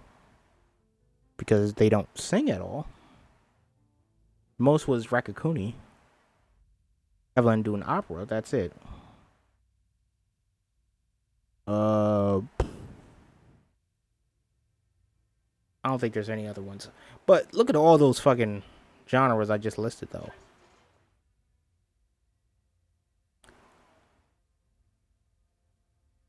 On Wayman's phone, Evelyn's mental map spreads further and further. But then it stops. Evelyn is staring off into the distance. A little sweat rolls down her forehead. She has stabilized. Wayman has his hand on her shoulder. You okay? Caught you staring off into space again. He looks around to confirm, yes. There on the wall is a picture of Joy as a child. I did it. Job! You could drop off the paperwork before the party starts. Wayman hands her a Tupperware of more cookies for Mrs. Deidre. Written on it. Before heading down to the laundromat carrying plastic cutlery and other supplies. She stands to go, but then stops, suddenly, aware of a receipt in her hand, still suspended between two piles. She places it in a pile, then it splits into two hands. Universally, she placed a receipt in each pile. Looks down, quietly amazed. Part 2. Everywhere. Bzz, bzz. I'm sorry, I don't know why I said bzz, bzz. It's just a bzz, bzz. Buzz, buzz. Evelyn opens the stairwell door. A small group of Chinese men begin singing in Evelyn's confused face. Wayman, carrying a cheap Chinese dragon costume, steps out to greet his men's church choir. Okay, shh, don't spoil the surprise. He leads his friends through mostly decorated laundromat. Evelyn spots someone approaching. It's Joy and Becky. Hey, Mom, so about this morning. Evelyn strikes a fighting pose but almost falls. Enough with your tricks. What's up? Get out of my daughter. I know you're in there. She points at Joy's forehead, but her finger begins to sway back and forth. Joy and Becky share a look.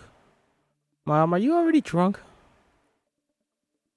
Joy's head knocks forward and looks up. Jabutspaki has arrived. He watches Evelyn with focused fascination. Becky, can you help my dad get ready for the party? Becky gives Jobu a curious look as she goes. They're all alone.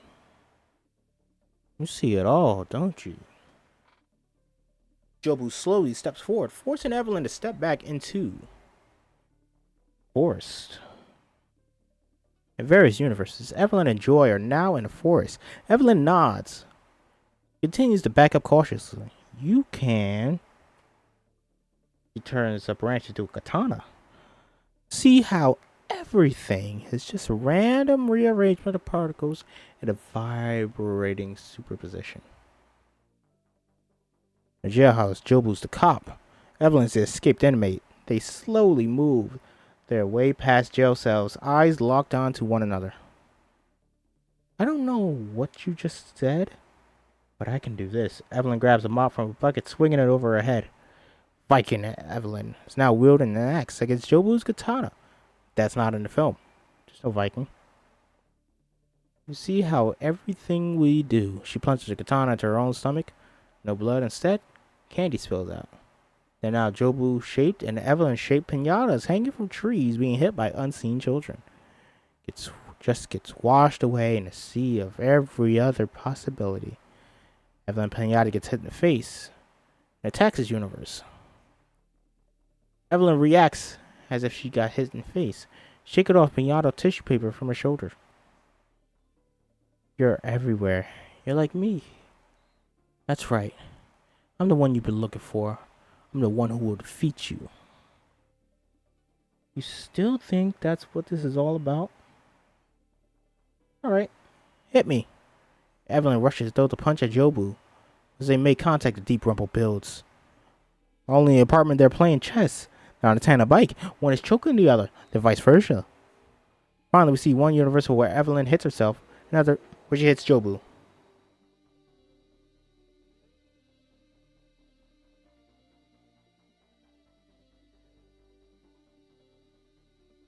And another where she hits Jobu.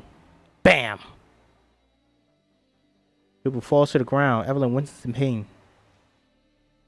She looks at her own fists in confusion. Evelyn seems oddly excited. The doors swing open. It's Wayman. Evelyn plays it cool. Oh, Evelyn, what are you still doing here? We're just practicing for karaoke. But you're going to drop off our paperwork. Don't worry about that. I said I'll take care of it. One last sad look, Wayman leaves. Okay, so Stephanie Hsu improvised this. Fucking great. It's a beautiful scene that she does. Evelyn puts her hands up to begin to fight, but struggles to keep standing. Jobu plops down on a sofa, annoyed. If you don't want to fight, then why? Why? Why was I looking for you? Jobu picks up a potted fern and sucks it like a bong. Stuffs the fern to Evelyn, who refuses it, but tentatively sits down. Her head is reeling. Jobu's smoke rings come out in the shape of a Q plus A. You haven't A that Q? Not there yet. But you're close. Close? Spread out across infinity. We could speed this up. Before Evelyn can react, they both sink into the sofa. Slightly different in the film. Okay. Jobu flops onto the chair in the not destroyed Alphaverse RV. Parked on the side of the road. Alpha Wayman is sipping out some tea due to crossword.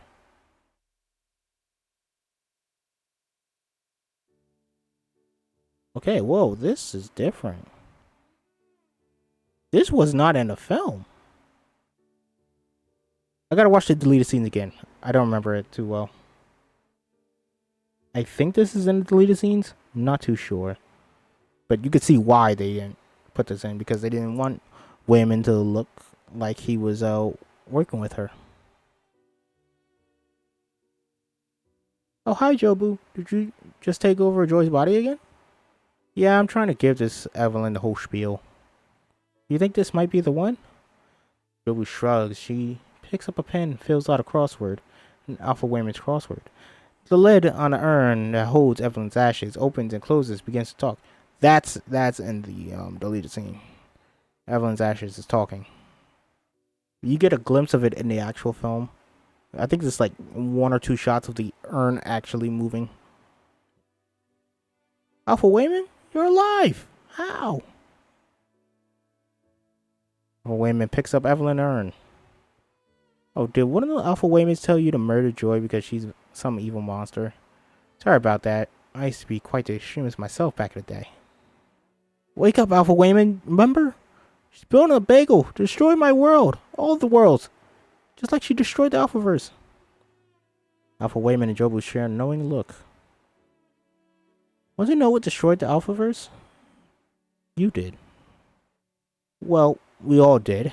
When you discovered verse jumping. Suddenly, anyone could find whatever version of the truth they wanted in the multiverse. Everyone got more and more opinionated and just kept fighting. But there's no evil villain really, or nefarious plot or anything. It's a whole lot of confusing hubbub that I decided to stay far away from. Okay, yep, I get that, I get it. Takes another sip of tea. No, Alpha Wayman. Please, call me Wayman. I dropped Alpha a long time ago. You brainwashed like all those other people. Jobu sighs and walks past the curtain. Evelyn and Jobu land in a grand white hall. Okay, so yeah. That whole scene is not in the film. All of this, the Alphaverse, that's not in the film. I believe that it's deleted or altered quite a bit. Jobu and Evelyn land at Grand Whitehall. Jobu is dressed like alien royalty. Evelyn is dressed like a peasant. Evelyn looks around and sees many followers dressed like her, with an ashy black circle marked across their forehead. I thought that said Ashley Birch. Shout out Ashley Birch. I love her because Aloy. Sorry, yes, I do love Horizon. Digress. On the opposite end of the hall is a large white veil with ominous rumbling emanating from within. The bagel. Praise be the bagel. Praise be the bagel. I breaded it. I breaded the bagel. The bagel. Jobu smiles. Evelyn turns to run the other direction, but Jobu's followers, led by Bagel Deidre, swarm around her. Block her exit and slowly force Evelyn towards the bagel. Please, she has brainwashed you. No. Jobu Tsubaki has brought peace to this world. Most care too much, have too much passion, too much self-righteousness. It clouds the mind, but what happens when that gets sucked into the bagel? No more beliefs, no more war. No, our beliefs are all we have. Decree 1, Rule 1. There is nothing more dangerous than someone who believes they are right. I get it. Decree and rules, those are not in the film, so yes. I'm not sure if I said that earlier, but anyway. The followers push Evelyn past the first veil, leaving Deidre behind, revealing a much bigger hall. Look, please, just give me my daughter back to me. We can leave each other alone forever. Sorry. No can do. Why not? I am your daughter. Your daughter is me. Every single version of Joy is Jobu Tsubaki. Hi. Jobu hands her a Dr. Seuss style children's book titled I Am Your Daughter is Me. No, I saw my daughter. Tell me, which Evelyn are you really? The chef? The movie star? That hot dog one? I am not the hot dog one. I'm the only seeing.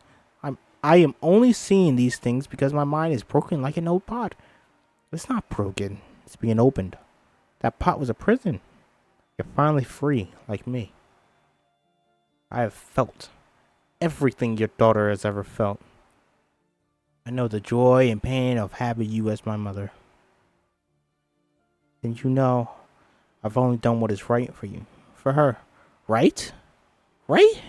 It's a tiny box invented by people who are afraid. And I know what it feels like to be forced into that box. Evelyn and Joy are in a car, parked on the side of the highway. This is a flashback, by the way. After a tense conversation, neither of them speak, until finally Evelyn continues driving. To share a piece of myself that I was so scared to share only for you to say nothing. Drive away with your life as if nothing happened. Flashback from earlier today, we meet Becky. The moment Becky meets Gong Gong, we linger on Joy's face. No, it's not like that. It's Gong Gong. He's from a different generation. You can stop hiding behind him. To feel relieved, you don't have to choose anymore. Choose? Between loving me or hating me. You can do both at the same time, now that you are just like me. They're getting closer to the veil. The followers pull visors over their eyes, begin parting the curtains to hide the bagel. The rumbling intensifies. No, I'm not like you. You're young, your mind is always changing. I still know who I am. You have no idea what you've done. You're stuck like this forever, just like me. No, I'm going back to with my joy, my family, live my life, a happy life. Ruby looks her straight in the eye, trace of sympathy in her expression. Okay, good luck with that. Jobu rips open the final veil. The rumble is deafening. Evelyn glances at the bagel, immediately transfixed. Her eyes grow wide. Through the swirling bagel black hole, we could see guests arriving to the party. We glimpsed the meaninglessness of all of Evelyn's lives swirling in the bagel. In the Texas universe, Laundromat, on autopilot, Evelyn hugs and greets guest after guest, introducing them to Gong Gong with a strange smile on her face. She sips from drink to drink. Wait, what the hell? Where did I read that? I am stupid. She sips a drink. She nods along to mundane conversation. Rick, their creepy regular, leans into Evelyn and inhales deeply. Her phone rings. Incoming call from Deidre. Oops. The action universe. Evelyn lies dead on the floor. One alpha jumper sees the map. Evelyn's mind still has dots spreading further. His eyes go wide. The hot dog universe. Evelyn stares at Deidre, who's given Evelyn one final plea through tears. Chef universe. Evelyn accidentally overshoots a shrimp and hits a customer in the face. The customer looks pissed. Movie star universe. Wayman is smoking a cigarette with Evelyn reminiscing. Oh, this is the beautiful part of Wayman. This is won him an Oscar. This scene, the movie star universe, where he's talking to her. Oh my God, one of the most powerful scenes of all of 2022. Absolutely fantastic.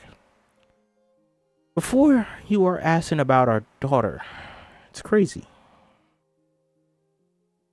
but it really got me thinking. What if you had come with me all those years ago?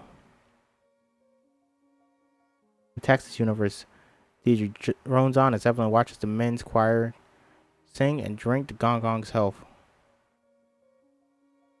Off screen, the amount of disrespect to not even show up this evening. Shut up. What did you just say to me? I said shut up. You don't matter. This doesn't matter.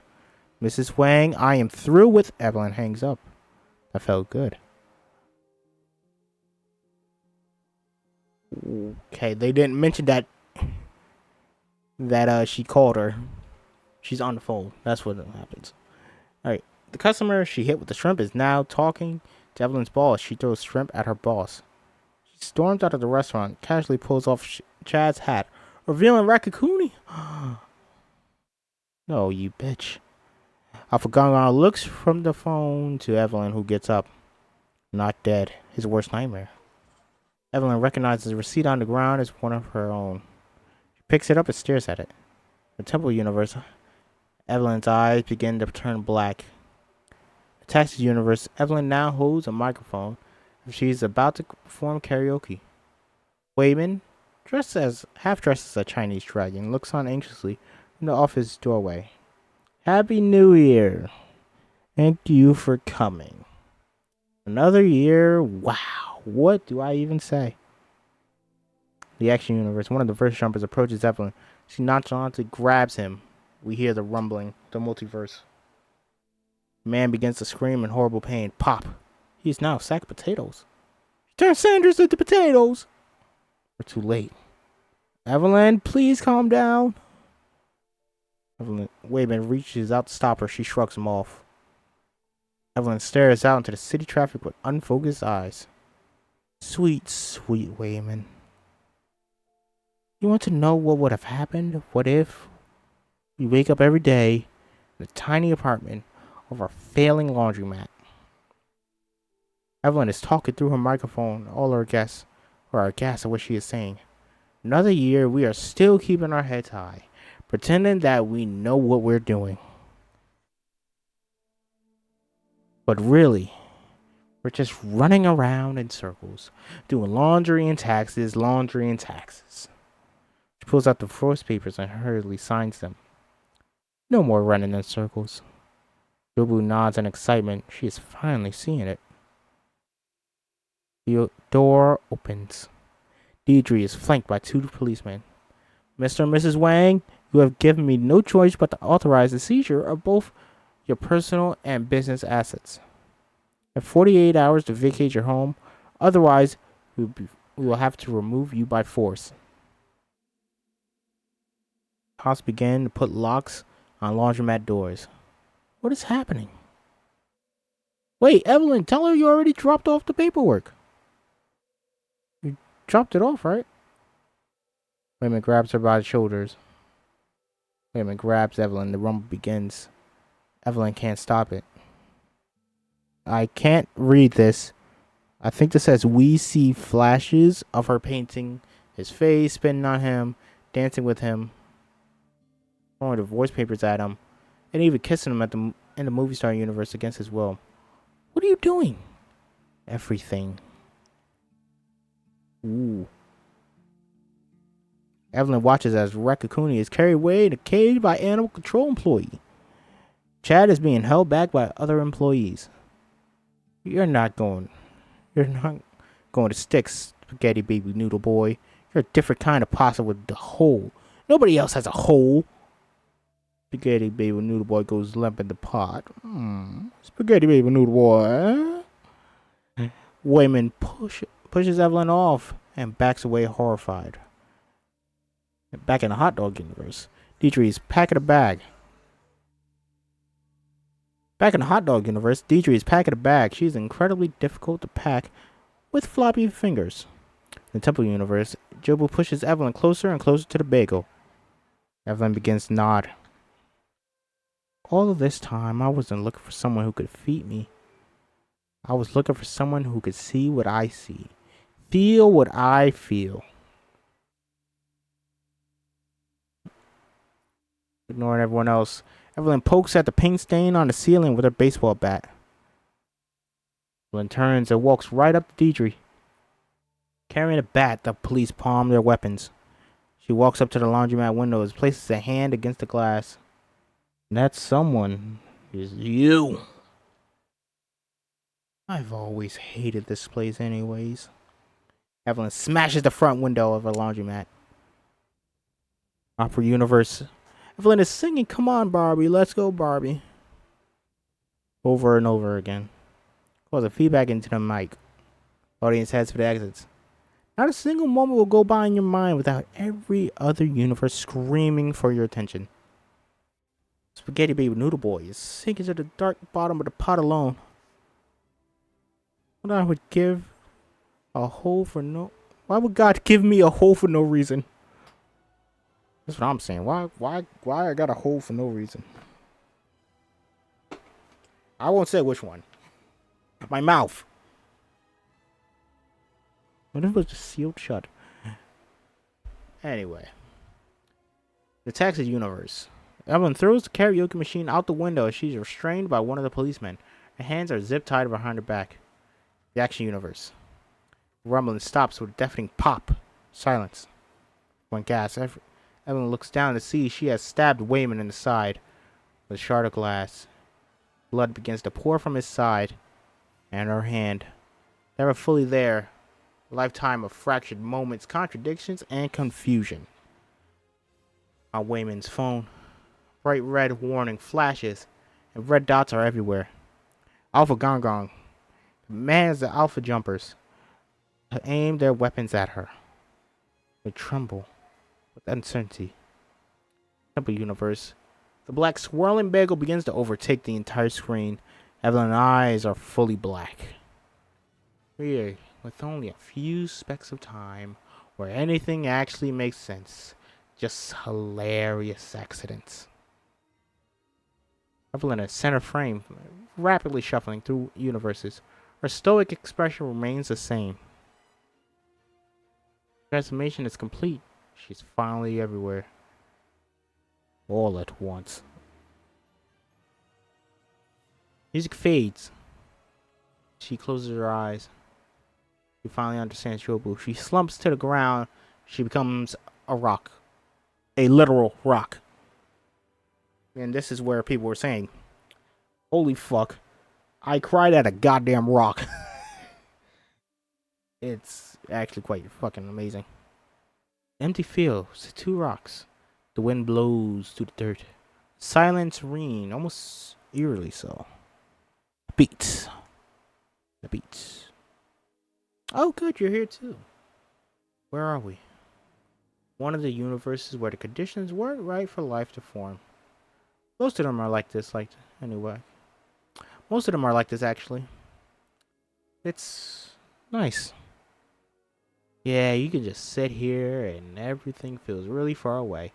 Also, by the way, you don't hear any of this. This is no dialogue. This is all on text on the screen. I would just show this, but actually, no, it'd be funnier if I just do.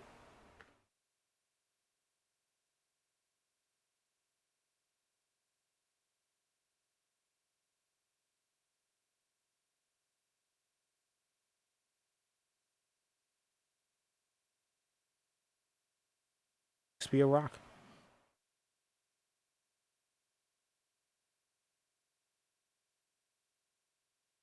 I actually do want to read these lines, because this is fucking great.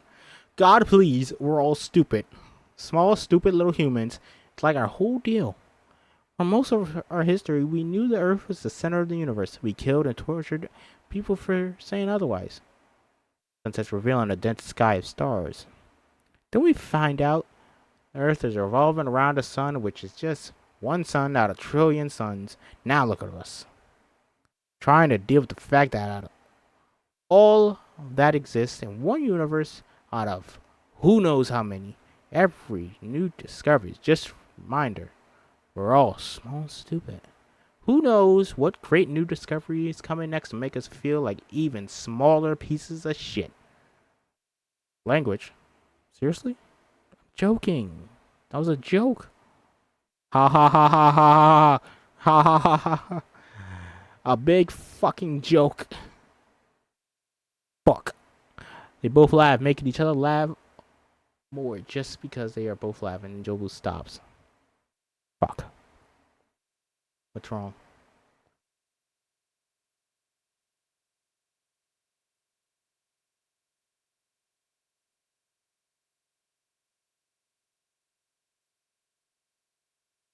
Shadow falls over them. Jobu and Evelyn stand before the bagel together. You know, you know why I actually built the bagel? It wasn't to destroy everything. It was to destroy myself. I wanted to see if I went in, would I die? Like, actually die? Evelyn stares ahead, scared, unsure what this means. Jobu takes her hand. At least this way, I don't have to do it alone. What is that command that I have? I forgot what command I have. Hotline, I think it is. Hold on, let me check. Exclamation point hotline. That is that is the thing. You matter if you bah, you matter. You are needed in this world. If you are in crisis, you can call 988 to reach the suicide and crisis lifeline, or text IDM to 741-741 to reach a trained crisis counselor from crisis text line in the U.S. Yeah. Part of that is from I Don't Mind when I did the I Don't Mind stream, but yes, still, that is a number you can call if you ever feel like you want to just do that. Please don't do that. Be a great thing to keep you here, and a great way to spend some time with you. Just continue, see what you can do. Because even though it might look bleak now, there's always something in the horizon. But in West, sorry, slight joke. Ease attention. You know what I'm talking about something very deep and personal here. Don't. Let's get back to it. Evelyn stares deep into the swirling black hole. It's peaceful, like a white noise machine. Her eyes gloss over. What about the raccoon? What was the noodle? My silly husband. What was his name again? You don't have to worry about those things anymore. Evelyn. There's. Wait. Oh. I was reading the wrong one. Evelyn is unsure of what as they approach. The light pulls away from their faces. Evelyn's eyes begin to turn black again. They hear a faint sound. Voices. It's Wayman and Deidre. Evelyn turns. Through the swirling darkness comes the image of Wayman trying to talk down a pissed off Deidre. comes into focus. There he is. My silly husband. Crazy person. Probably making things worse, but against all odds, Dietrich's face softens. Takes Wayman's hand, gently pats it. Evelyn's curiosity draws her back into the laundromat.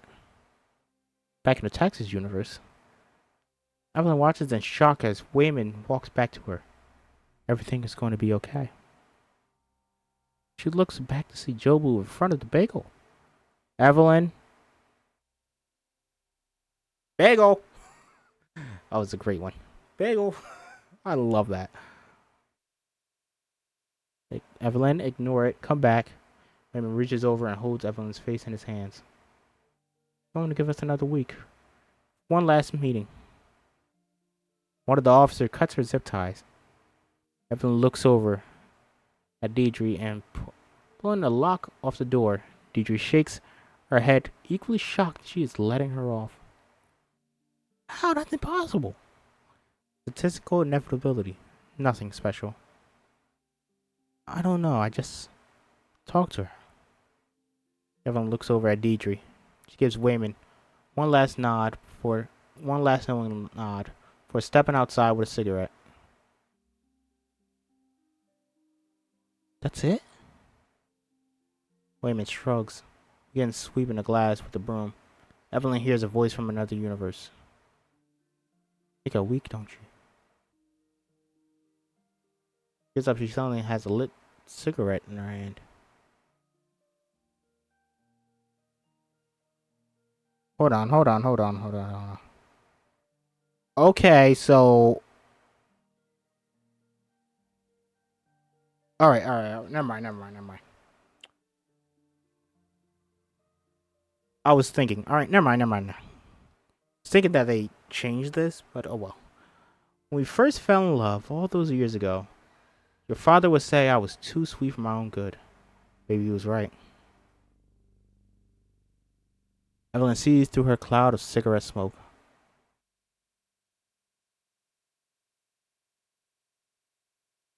Alpha jumpers are still pointing their weapons at Evelyn.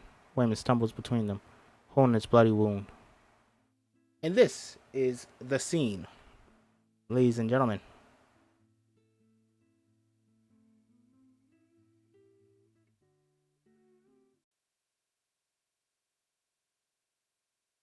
Let's go. I don't know. It's the only thing I do know. Okay, wait. Oh, sorry. That's not the scene we're reading right now. So I'm going to cut that out.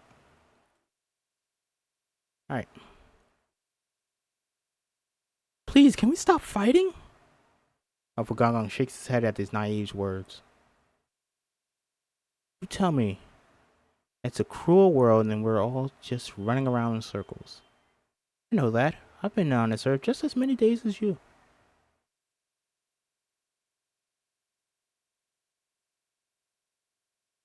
Is it this one?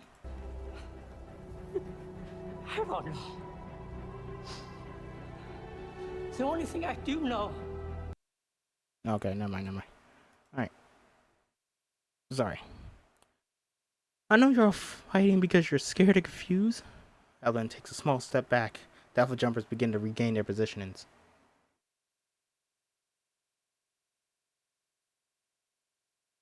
I'm going to read from this. Once we get into this. What page are we on? 105, correct? Oh, beautiful. Oh, look at that. We're almost done. Wait a minute. Yeah, we're not on 105.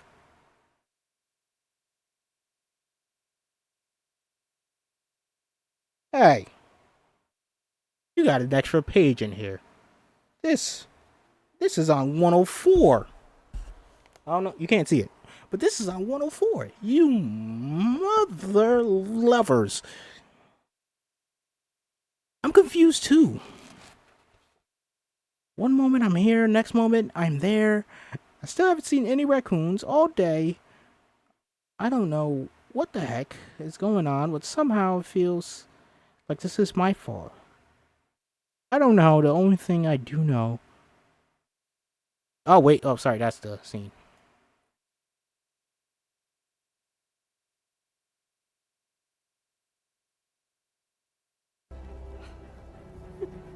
I don't know. The only thing I do know is that we have to be kind. Be kind. Please. Okay. Be kind. Oh, a little bit. Don't worry. Okay, improvising a little bit. We don't know what's going on. Yes. Definitely. I chose to see the. Okay, whoa. This is different.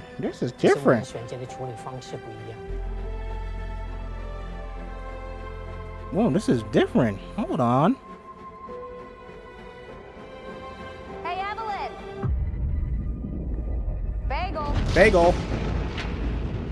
I love it. That is not. You can still turn around and avoid all this. Please. Be kind. It's too late to win. Don't say that. Please don't say that. Evelyn looks at her bleeding, selfless husband like she's never seen something so beautiful. Music begins to play. Oh, wait, hold on. Pause a little bit. You know, I'm not quite caught up. You can slow down there. Slow your roll. The same romantic music from the movie Saw universe when she saw Wayman in the crowd. Evelyn's stare lingers before she turns away from the bagel and hugs Wayman hard. In the Texas universe. In the action universe, Evelyn takes Wayman's hand. We hear a rumble begin to grow. Evelyn looks at him, and we reveal abstract, delicate shots of Wayman throughout the multiverse. It's ecstatic, overwhelmed, crying while laughing, bored. Evelyn is seeing a whole complete version of her husband for the first time since he fell in love. Maybe ever. And we end on the most beautiful line. So even though you may have broken my heart again, I wanted to say, in another life, I would have really liked just doing laundry and taxes with you. Oh, that is beautiful. God, Quan, you deserve that fucking Oscar, dude. You're amazing. He turns to go. Alright. Holding Wayman, Evelyn can't look away from him. What? What's wrong? Oh. This is the Texas universe. Alright. We're in the Texas universe now. Holding Wayman, Evelyn can't look away from him. Oh. What? What's wrong? Nothing. At peace. Okay, they don't say anything in this. Oh, this is just such a beautiful scene. Oh, I love him. I love him. He's one of my favorites. One of my favorite characters of all time because of this. He's fucking beautiful. Oh.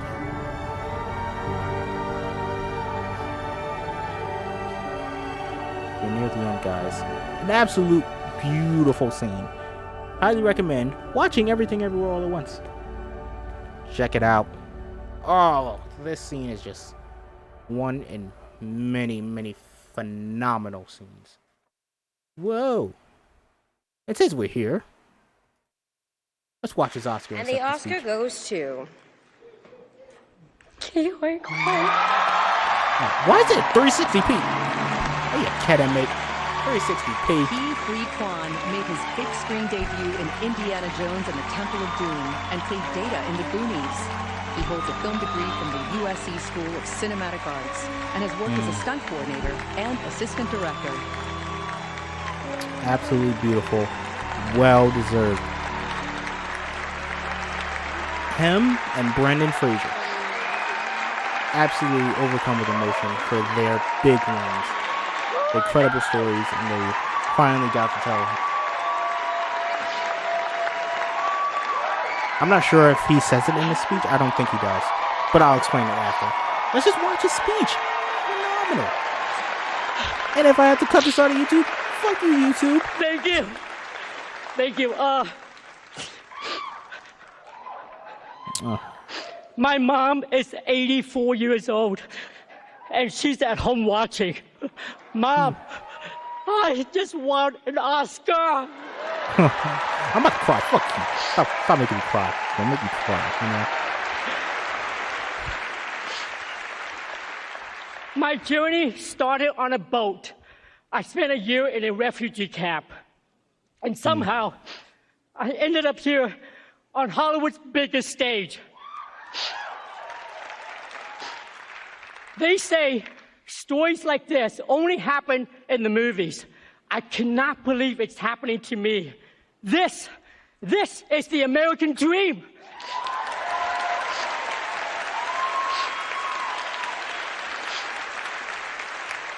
Thank you so much. Thank you so much to the Academy for this honor of a lifetime. Thank you to my mom for the sacrifices she made to get me here. To my little brother, David, who calls me every day just to remind me to take good care of myself. I love you, brother. Thank you to Kendall for all your support and everything you've done. Thank you to A24, to Daniels, Jonathan, Jamie, Michelle, and my Goonies brother for life, Jeff Stephanie Hsu. Cohen.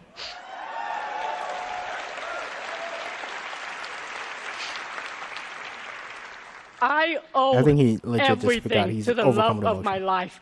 My wife, Echo, who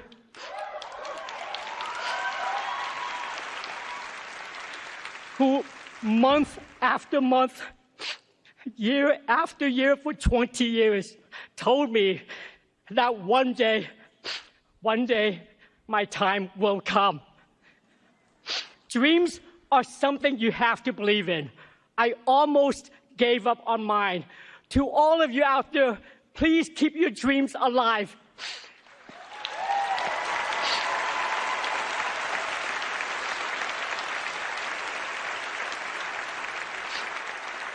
Thank you so much for welcoming me back. I love you. Thank you, thank you, thank you.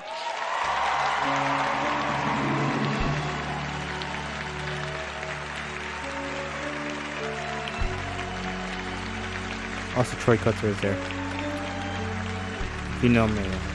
Love him and Coda. Back-to-back years, two of my fucking favorite supporting I'm a big old actors. star. When fucking incredible characters. Absolutely love it. What a great. Again.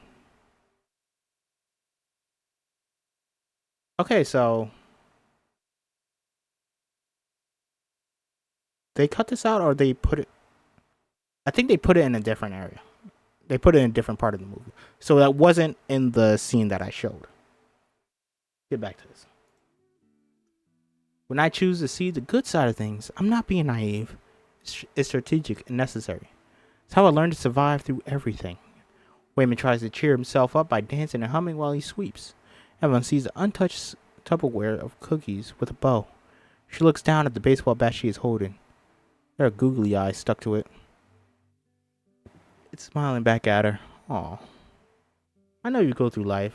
With your fists held tight, you see yourself as a fighter. Well, I see myself as one too. This is how I fight.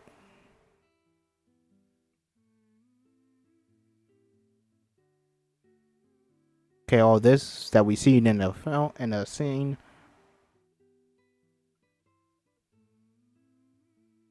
He turns to find Jobu standing beside her, clearly annoyed. Jobu grabs Evelyn's arm and pulls her away from Wayman. Come on, Evelyn.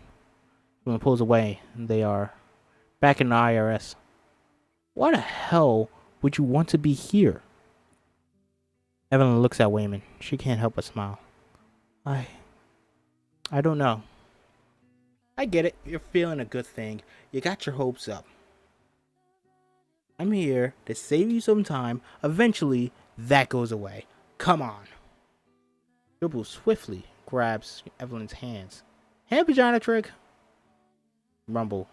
Jobu opens her hands. Wind whips through the air. The bagel is now in the IRS building. The top of the stairs. Wind swirls. Objects rumble. Everyone cowers in fear except Jobu, who heads for the stairs. I don't care if you come with me. Enjoy your life.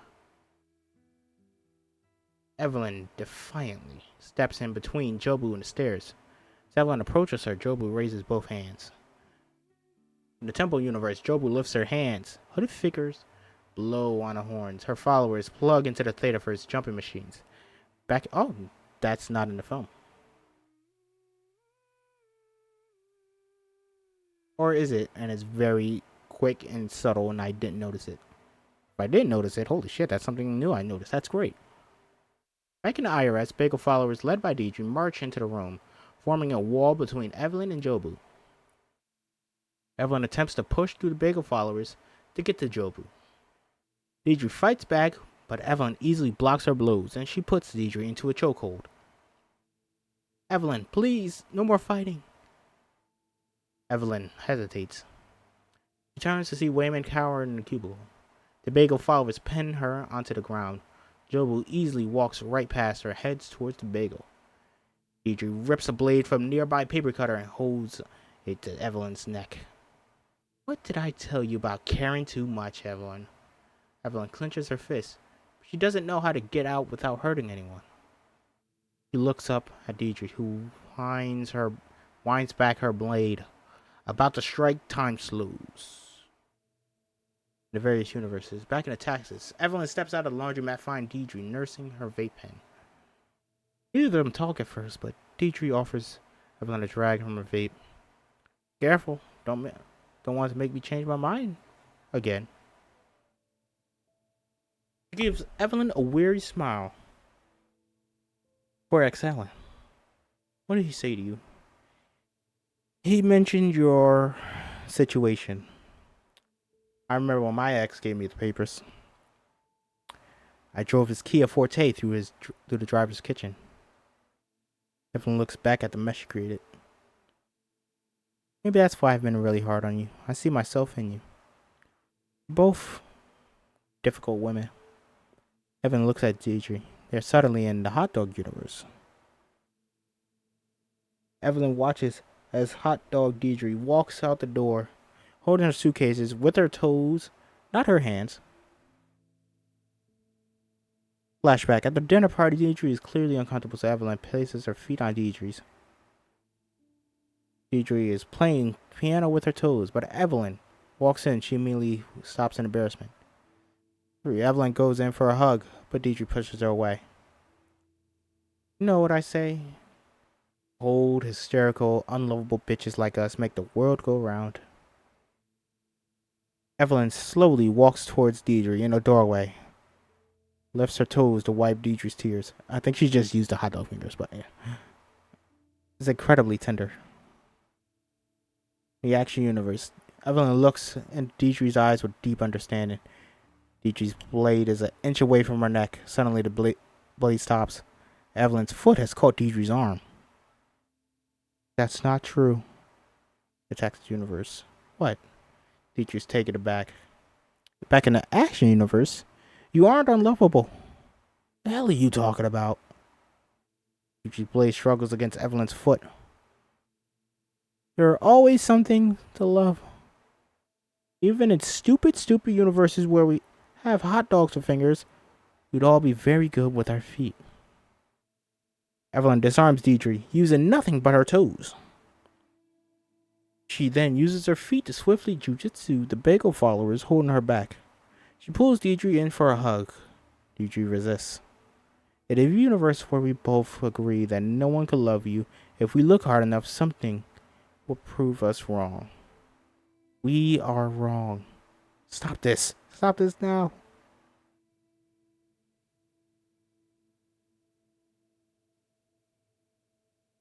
Okay, some of this is not in the film. Evelyn is hugging hot dog Deidre. Deidre drops her suitcase and fully lets go into the hug. In the taxi universe, Evelyn is hugging Deidre, who's clearly uncomfortable, trying not to reveal that she is moved. And back in the IRS, Deidre begins to break down. Her fellow Bagel followers whisper, I feel nothing. Decree 46. I mean 47. What's the decree? I feel. Hot dog universe. Using her toes, Evelyn unbuttons Deidre's shirt and slaps her thighs. She is beginning the mating ritual. Deidre is over the moon.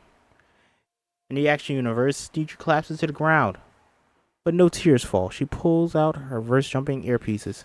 She looks up at Evelyn. They give each other a knowing nod. Oh well, they don't. He doesn't do that in the film. She just cries in the corner. Evelyn turns to see Jobu halfway up the stairs, but between them stand the followers and alpha jumpers who loaded up the team. At the top of the stairs is Rick, loaded up with vintage military gear, including an automatic rifle. Don't let her stop, Jobu. Open fire. No. Rick pulls the trigger. Evelyn steps in front of Deidre, blocking the shower of bullets, but instead of ripping through her, they stop, begin to rumble. Evelyn looks at a bullet gently pushing up against her forehead. She grabs it. She reaches down the baseball bat concrete and plucks a googly eye from it. Pop. The bullet is now a googly eye. She sticks it to her forehead like a third eye. Pop. Every bullet touching her becomes a googly eye. She is pushing the googly eyes, setting them flying, sticking into everything. Guns, helmets, computer monitors, everything suddenly a lot cuter. Evelyn Rock subtly jiggles. Just a little.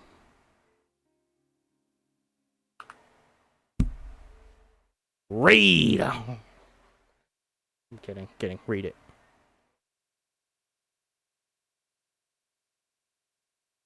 Evelyn Rock wiggles around to reveal her rock now has two googly eyes.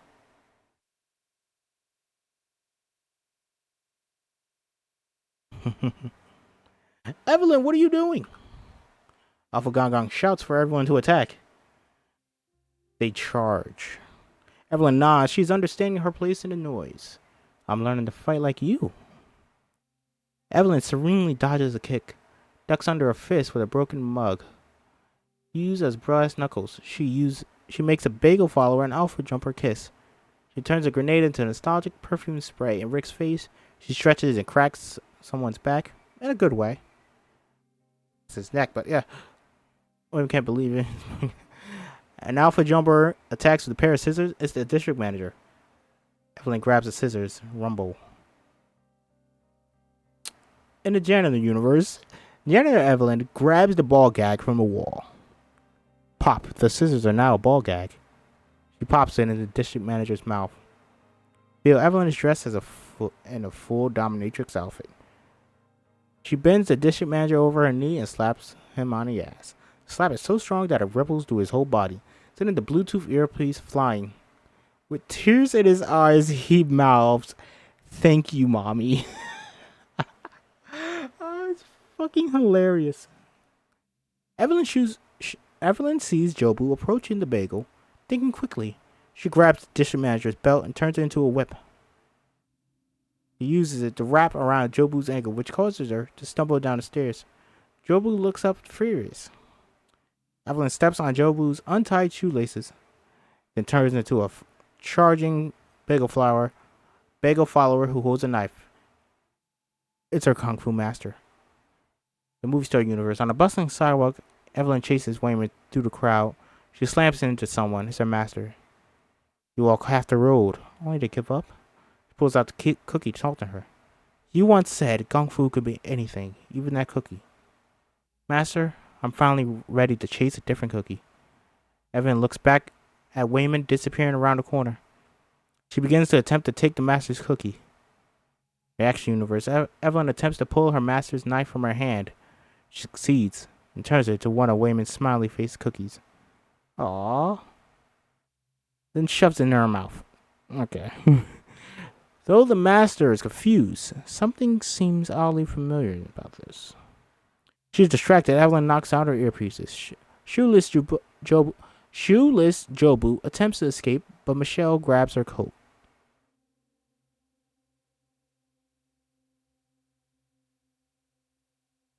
Okay. Hey, little, hey, you gotta messed up. Ah, Michelle. You mean Evelyn? Hey, hey, the Daniels, best screenplay writers. They accidentally messed up. Hey, that's fine. That's all right. This proves that this was always for Michelle. I know there was a joke that it was supposed to be Jackie Chan. Yeah, no, it wasn't. It was Michelle.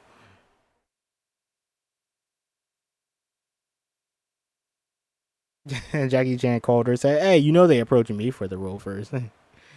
Kidding, because he's like a big star, and then she didn't really have that many big American movies. But like, yeah, He's joking. They're good friends. It's beautiful. While she's distracted, Evelyn knocks out. Oh, hey, oh, sorry. Suddenly, a gun is up against her head. It's Debbie, the dog mom. She grabs the gun. Rumble pop. The gun is now a phone. Mid-video call with Debbie's toddler son wearing the birthday hat. Oh. Oh. This was Spaghetti Baby Noodle Boy. And his voice is voiced by the human baby person boy.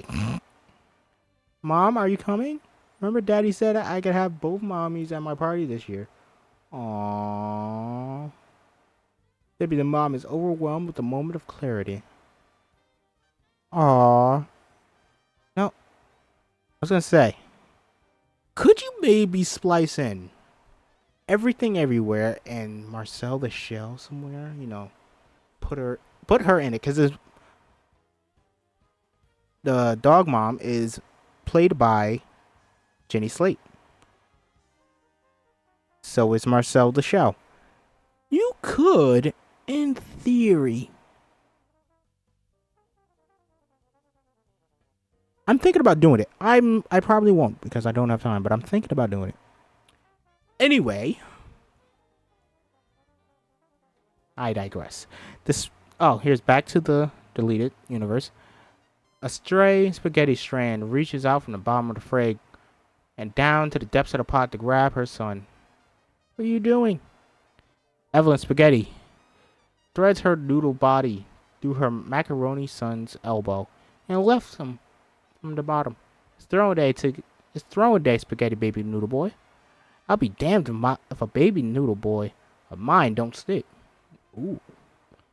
Noodle Baby Boy is shocked as the Noodle Baby Boy can be. Fucking stop making me say the Noodle Baby Boy.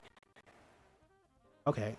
So, what it's implying is Evelyn was the other mom. It's implying.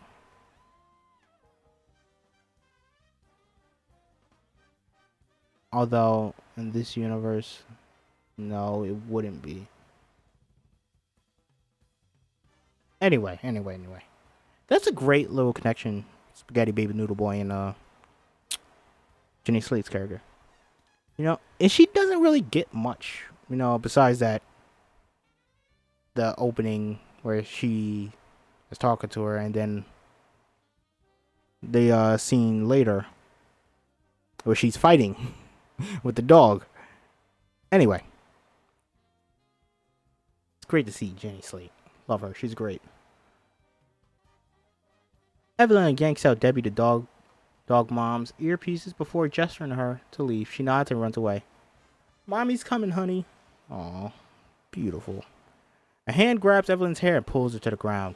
She grabs her own hair. Turns into spaghetti, allowing her to free herself. Okay, that's not in. She desperately throws a fistful of spaghettis at Jobu. They bounce off and land on the floor, splat. Oh no, not spaghetti! What did you think was going to... Jobu slips on the spaghetti, stumbling down the stairs. I think she just pulls her. A statistical inevitability. Evelyn turns around, grabs her attacker's hair, causing his arms to lift straight into the air, knocking his hat off. Chad? In Chef Universe, Evelyn approaches Chad, who is slumped on the curb. That raccoon completed me. I'm useless alone. I never told anyone about my hair condition. In the action universe, Evelyn controls Chad's body using his hair. She holds him close and whispers in both universes. We're all useless alone. It's good that you're not alone. Chad fights back tears.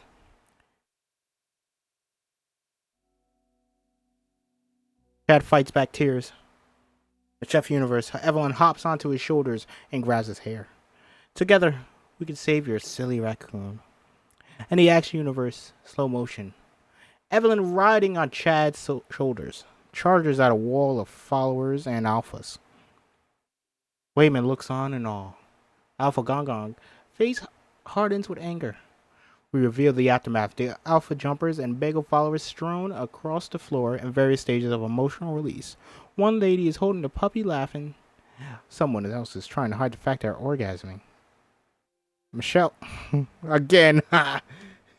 Michelle turns to Jobu. Seems possibly impressed. But suddenly, she tumbles from Chad's shoulders. She falls to the ground, to the floor, and is quickly pinned to the banister by mechanical arms. It's Alpha Gong Gong and a makeshift office supply robot exoskeleton. Evelyn! The stern stare pierces her newfound confidence. Evelyn sees Gong Gong angrily trying to walk up the stairs. Despite Wayman's protests, Evelyn rushes over to him. That's enough. I'm sorry, father, but do not call me father. No daughter of mine would act this way, live this way. He sneers at their run-down laundromat. Oh, this is in the taxi universe, sorry. Damn, man, back in the action universe. Evelyn watches Jobu climb the stairs towards the bagel. See? It's only a matter of time before everything balances itself out. That's the rock. I should have just... Anyway. Noodle universe, they struggle against the other noodles.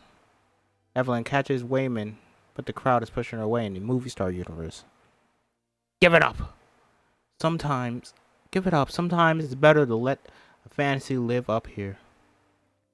And in the Chef universe, Evelyn is steering Chad as they chase the animal control truck down the street. They aren't fast enough. Chad has cramp. In the taxi universe, some more guests leave. Joy watches from the back of the room. Alpha Gong Gong begins to crush Evelyn against the banister. Evelyn watches Jobu stop in front of the bagel. She is close enough to touch it now, but she hesitates. Just let her go. I can't, Baba. How on earth did you do it? How did you let me go? Words hit Alpha Gong Gong hard. No, I've spent all these years trying to see things through your eyes. I'm finally finding the courage to see things through my own. It's okay if you can't be proud, because I finally am. From the back of the room, Jobu rolls her eyes. Up the stairs, Jobu winds back, about to leap into the bagel. Evelyn looks directly into Gong Gong's eyes. I am no longer willing to do to my daughter what you did to me. Alpha Gong Gong is taken aback.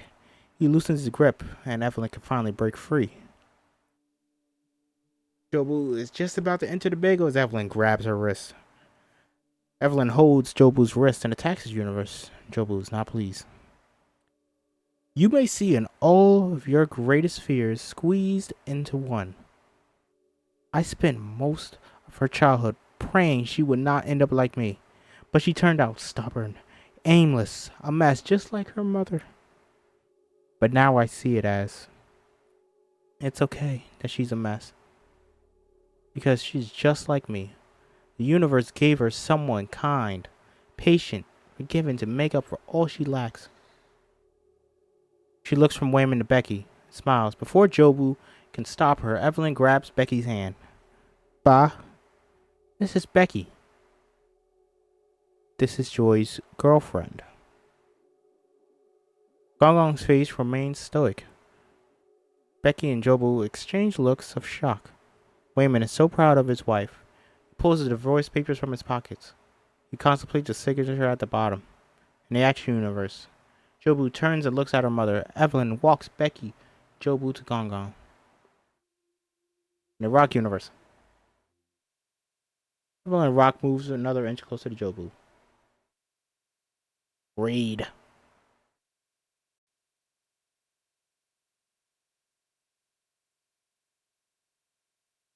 Jobu Rock starts to wiggle away. Rock chase commences. A rock chase commences. Jobu attacks Evelyn. Evelyn blocks each of Jobu's blows as they flash through different scenarios. Judge Jobu grabs a gavel, swings it at lawyer Evelyn, who blocks it. The gavel is not flowers. Maybe you win in this universe, but in another, I beat you. They are dressed as Kung Fu warriors. Jobu lands several hits, but Evelyn pushes her away. In jail, they charge each other. And right as they hit each other, they're swinging piñatas again. Or we tie. Or we just hang around. We tie or we eat crepes. A hand grabs Evelyn Piñata's head. Movie star universe. Jobu holds Evelyn by the head and pushes her down into the path of oncoming car. This one actually doesn't make any sense. I see why they cut it, because Joy is not supposed to exist in this universe, so it kind of doesn't make sense that she's here. In the action universe, Jobu is holding Evelyn's head inches from the bagel. The bagel is finally where we find peace, Evelyn. Stop calling me Evelyn! Evelyn flexes her pinky, then flicks Jobu's hand away. Evelyn blocks Jobu's blows, turning them into a hug. I am your... Jobu breaks free, falls towards the bagel. Evelyn grabs her wrist. Mother! Alpha Gongon can't believe his eyes. Jobu is flustered for the first time. She squirms back to the bagel with renewed strength, drags Evelyn towards it. Evelyn struggles with all her might, but it's not enough. Tornado-like winds pull them towards the bagel. Her feet slip inch by inch. In Chef Universe, Evelyn leaps off Chad and beckons him to get on her back. What are you doing? Actually, get on her shoulders. Get on! Chad jumps on her back. He pulls her hair and they are on their way. Evelyn screams as she pushes her body. In the Hot Dog Universe, Evelyn and Deidre circle each other, continuing the mating ritual. Movie star. Evelyn tearfully pulls her heart out to Wayman, but we can't hear her words. In the action universe, suddenly Evelyn and Jobu stop moving. Two robot arms are wrapped around Evelyn's waist. What?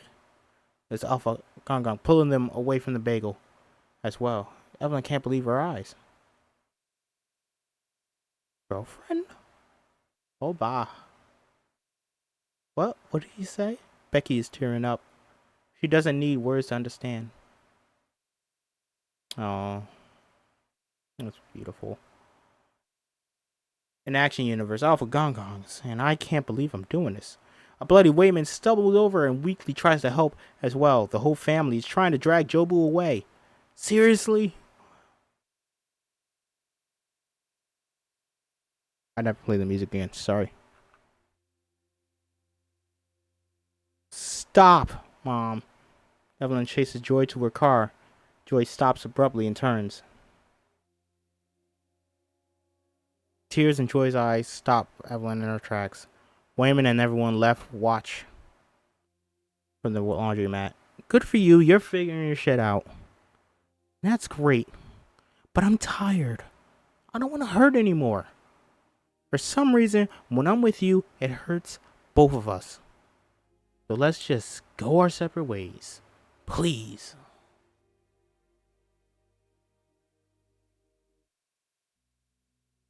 Evelyn is taken aback. For the first time, she's truly seeing Joy's pain. Joy waits for her mom to say something. Okay. Jobu slips out of Evelyn's fingers. The family collapses onto the floor. Blackness of the bagel begins consuming Jobu. Jobu tips over the edge and begins to tumble away from Evelyn Rock, who watches from the cliff's edge. Evelyn watches as her daughter walks towards her car. Watches little Joy runs away from her. Evelyn turns her back to Joy and begins to walk to the laundromat with her head down in shame. See, this is the part where I don't really like. Wait.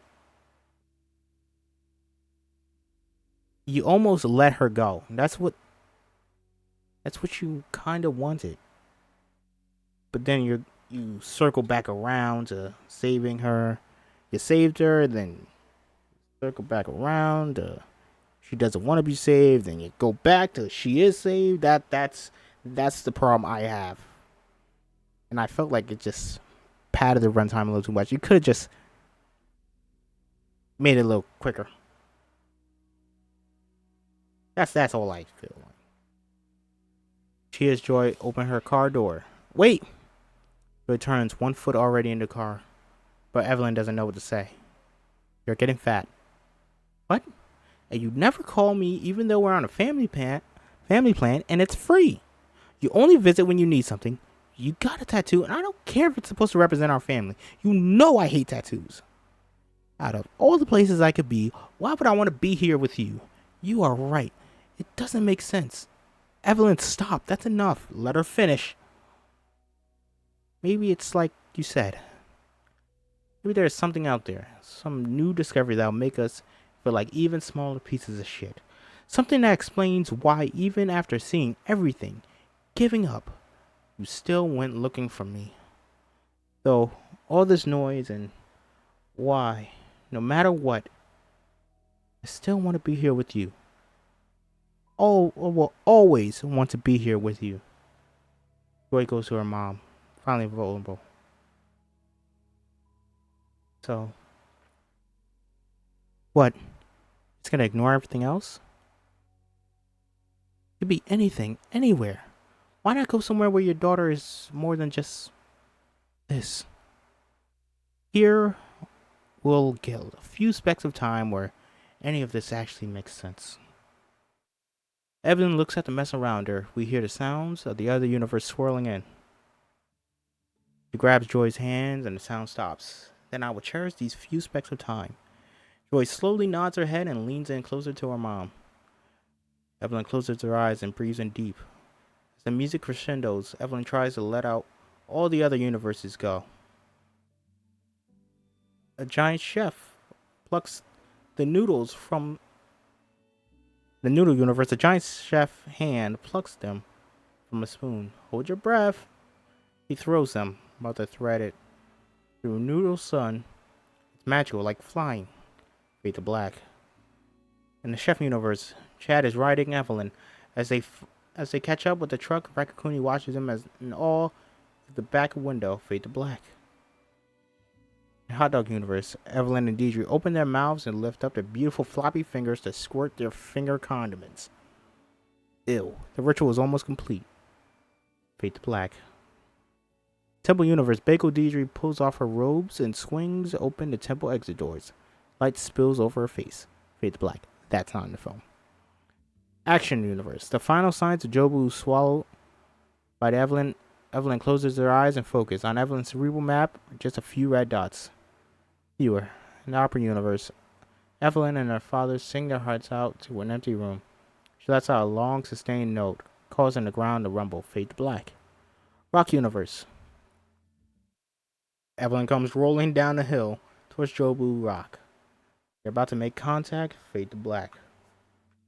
Movie star universe. Wayman is stoic. Evelyn waits for him to say something, anything. He begins to crack a smile. Fade to black. In the action universe, Evelyn stands by the edge of the bagel.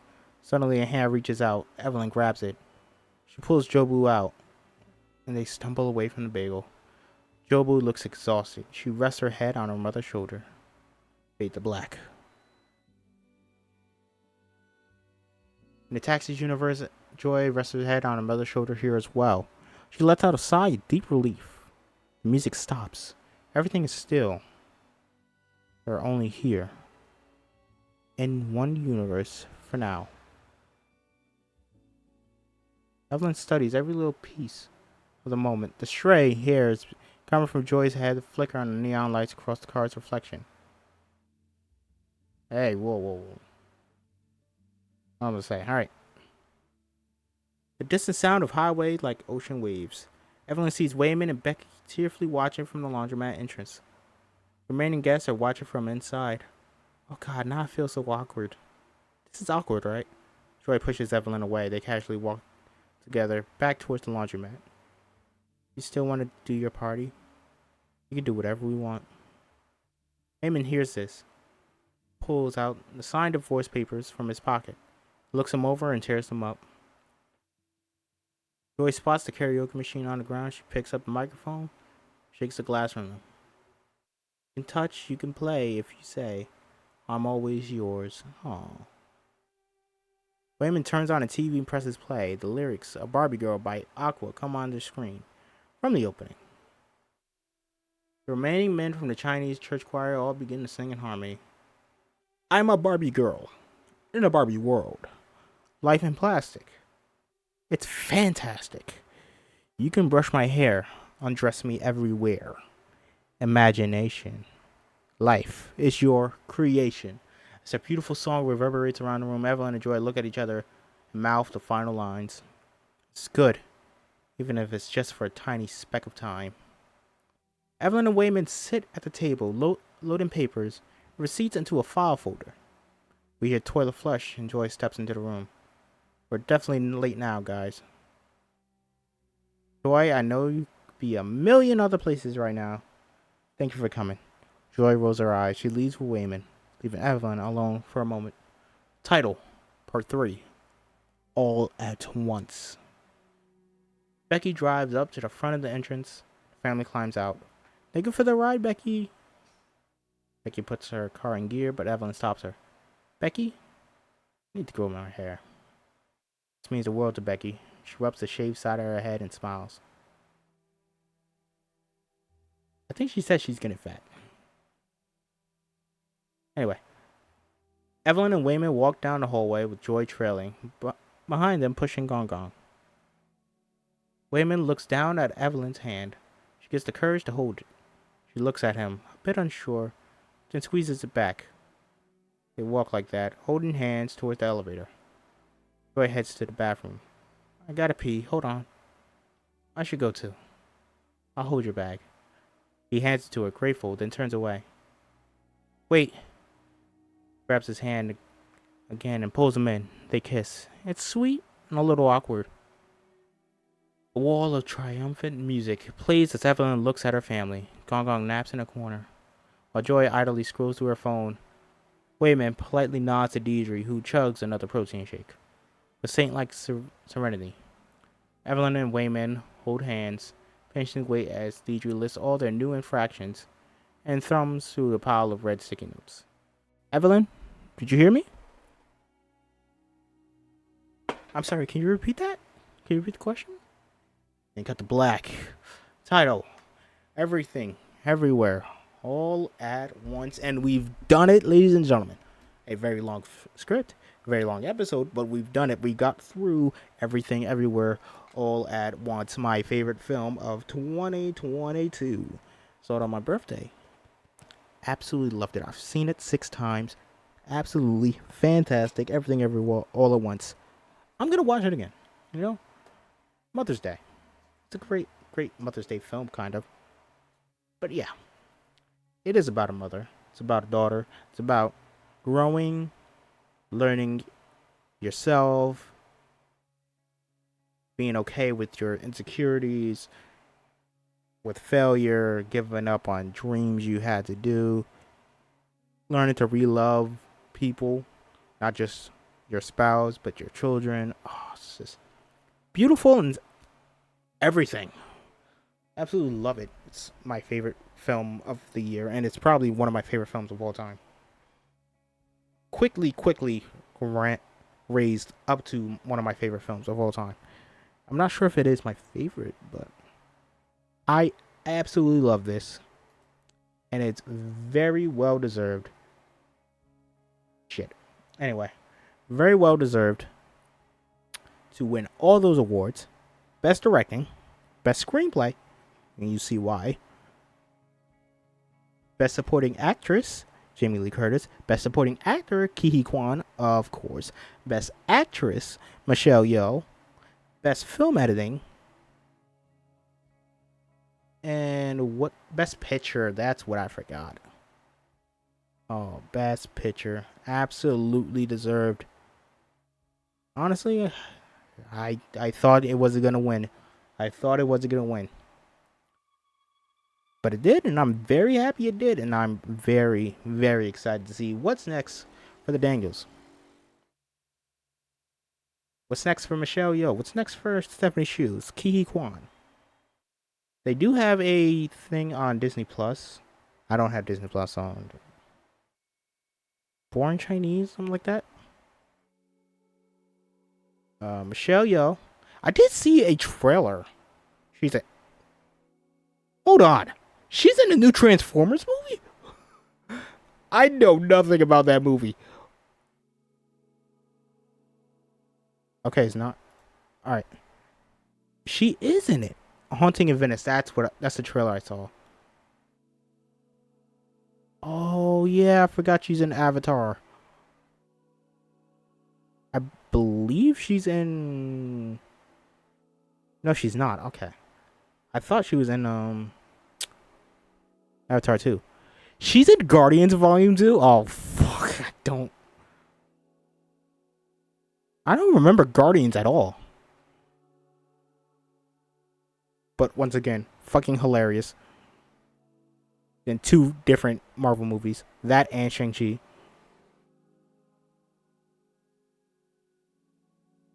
But thank you guys all for watching Everything Everywhere All at Once. If you read the script, please go watch the movie. It's a fantastic time. A beautiful time.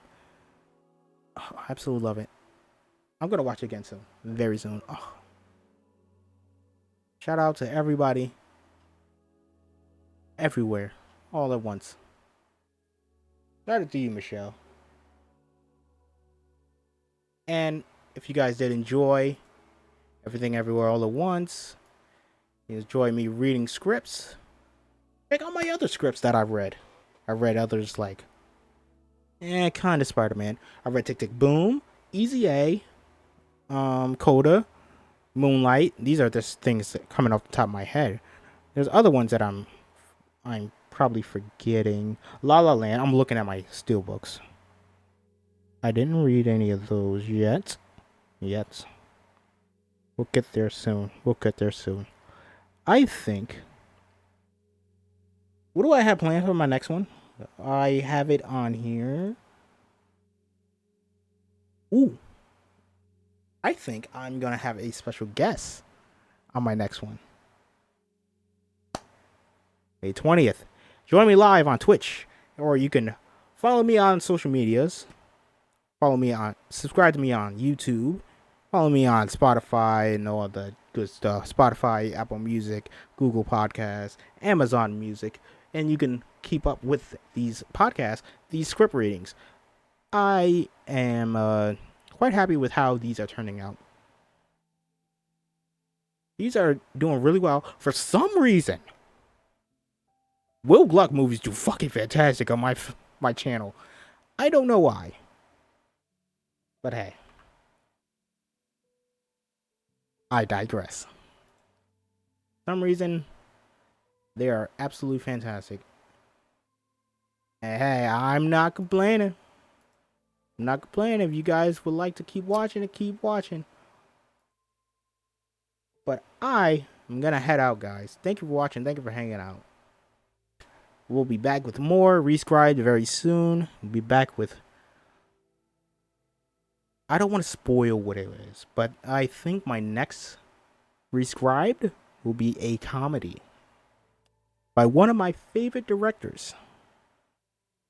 You'll see that very soon. For now, I'm gonna head out. I'll see you guys when I see you. Oh, perfect. And Everything All at Once. Everything Everywhere All at Once song is playing. Now I'm going to head out. I'll see you guys when I see you. Peace.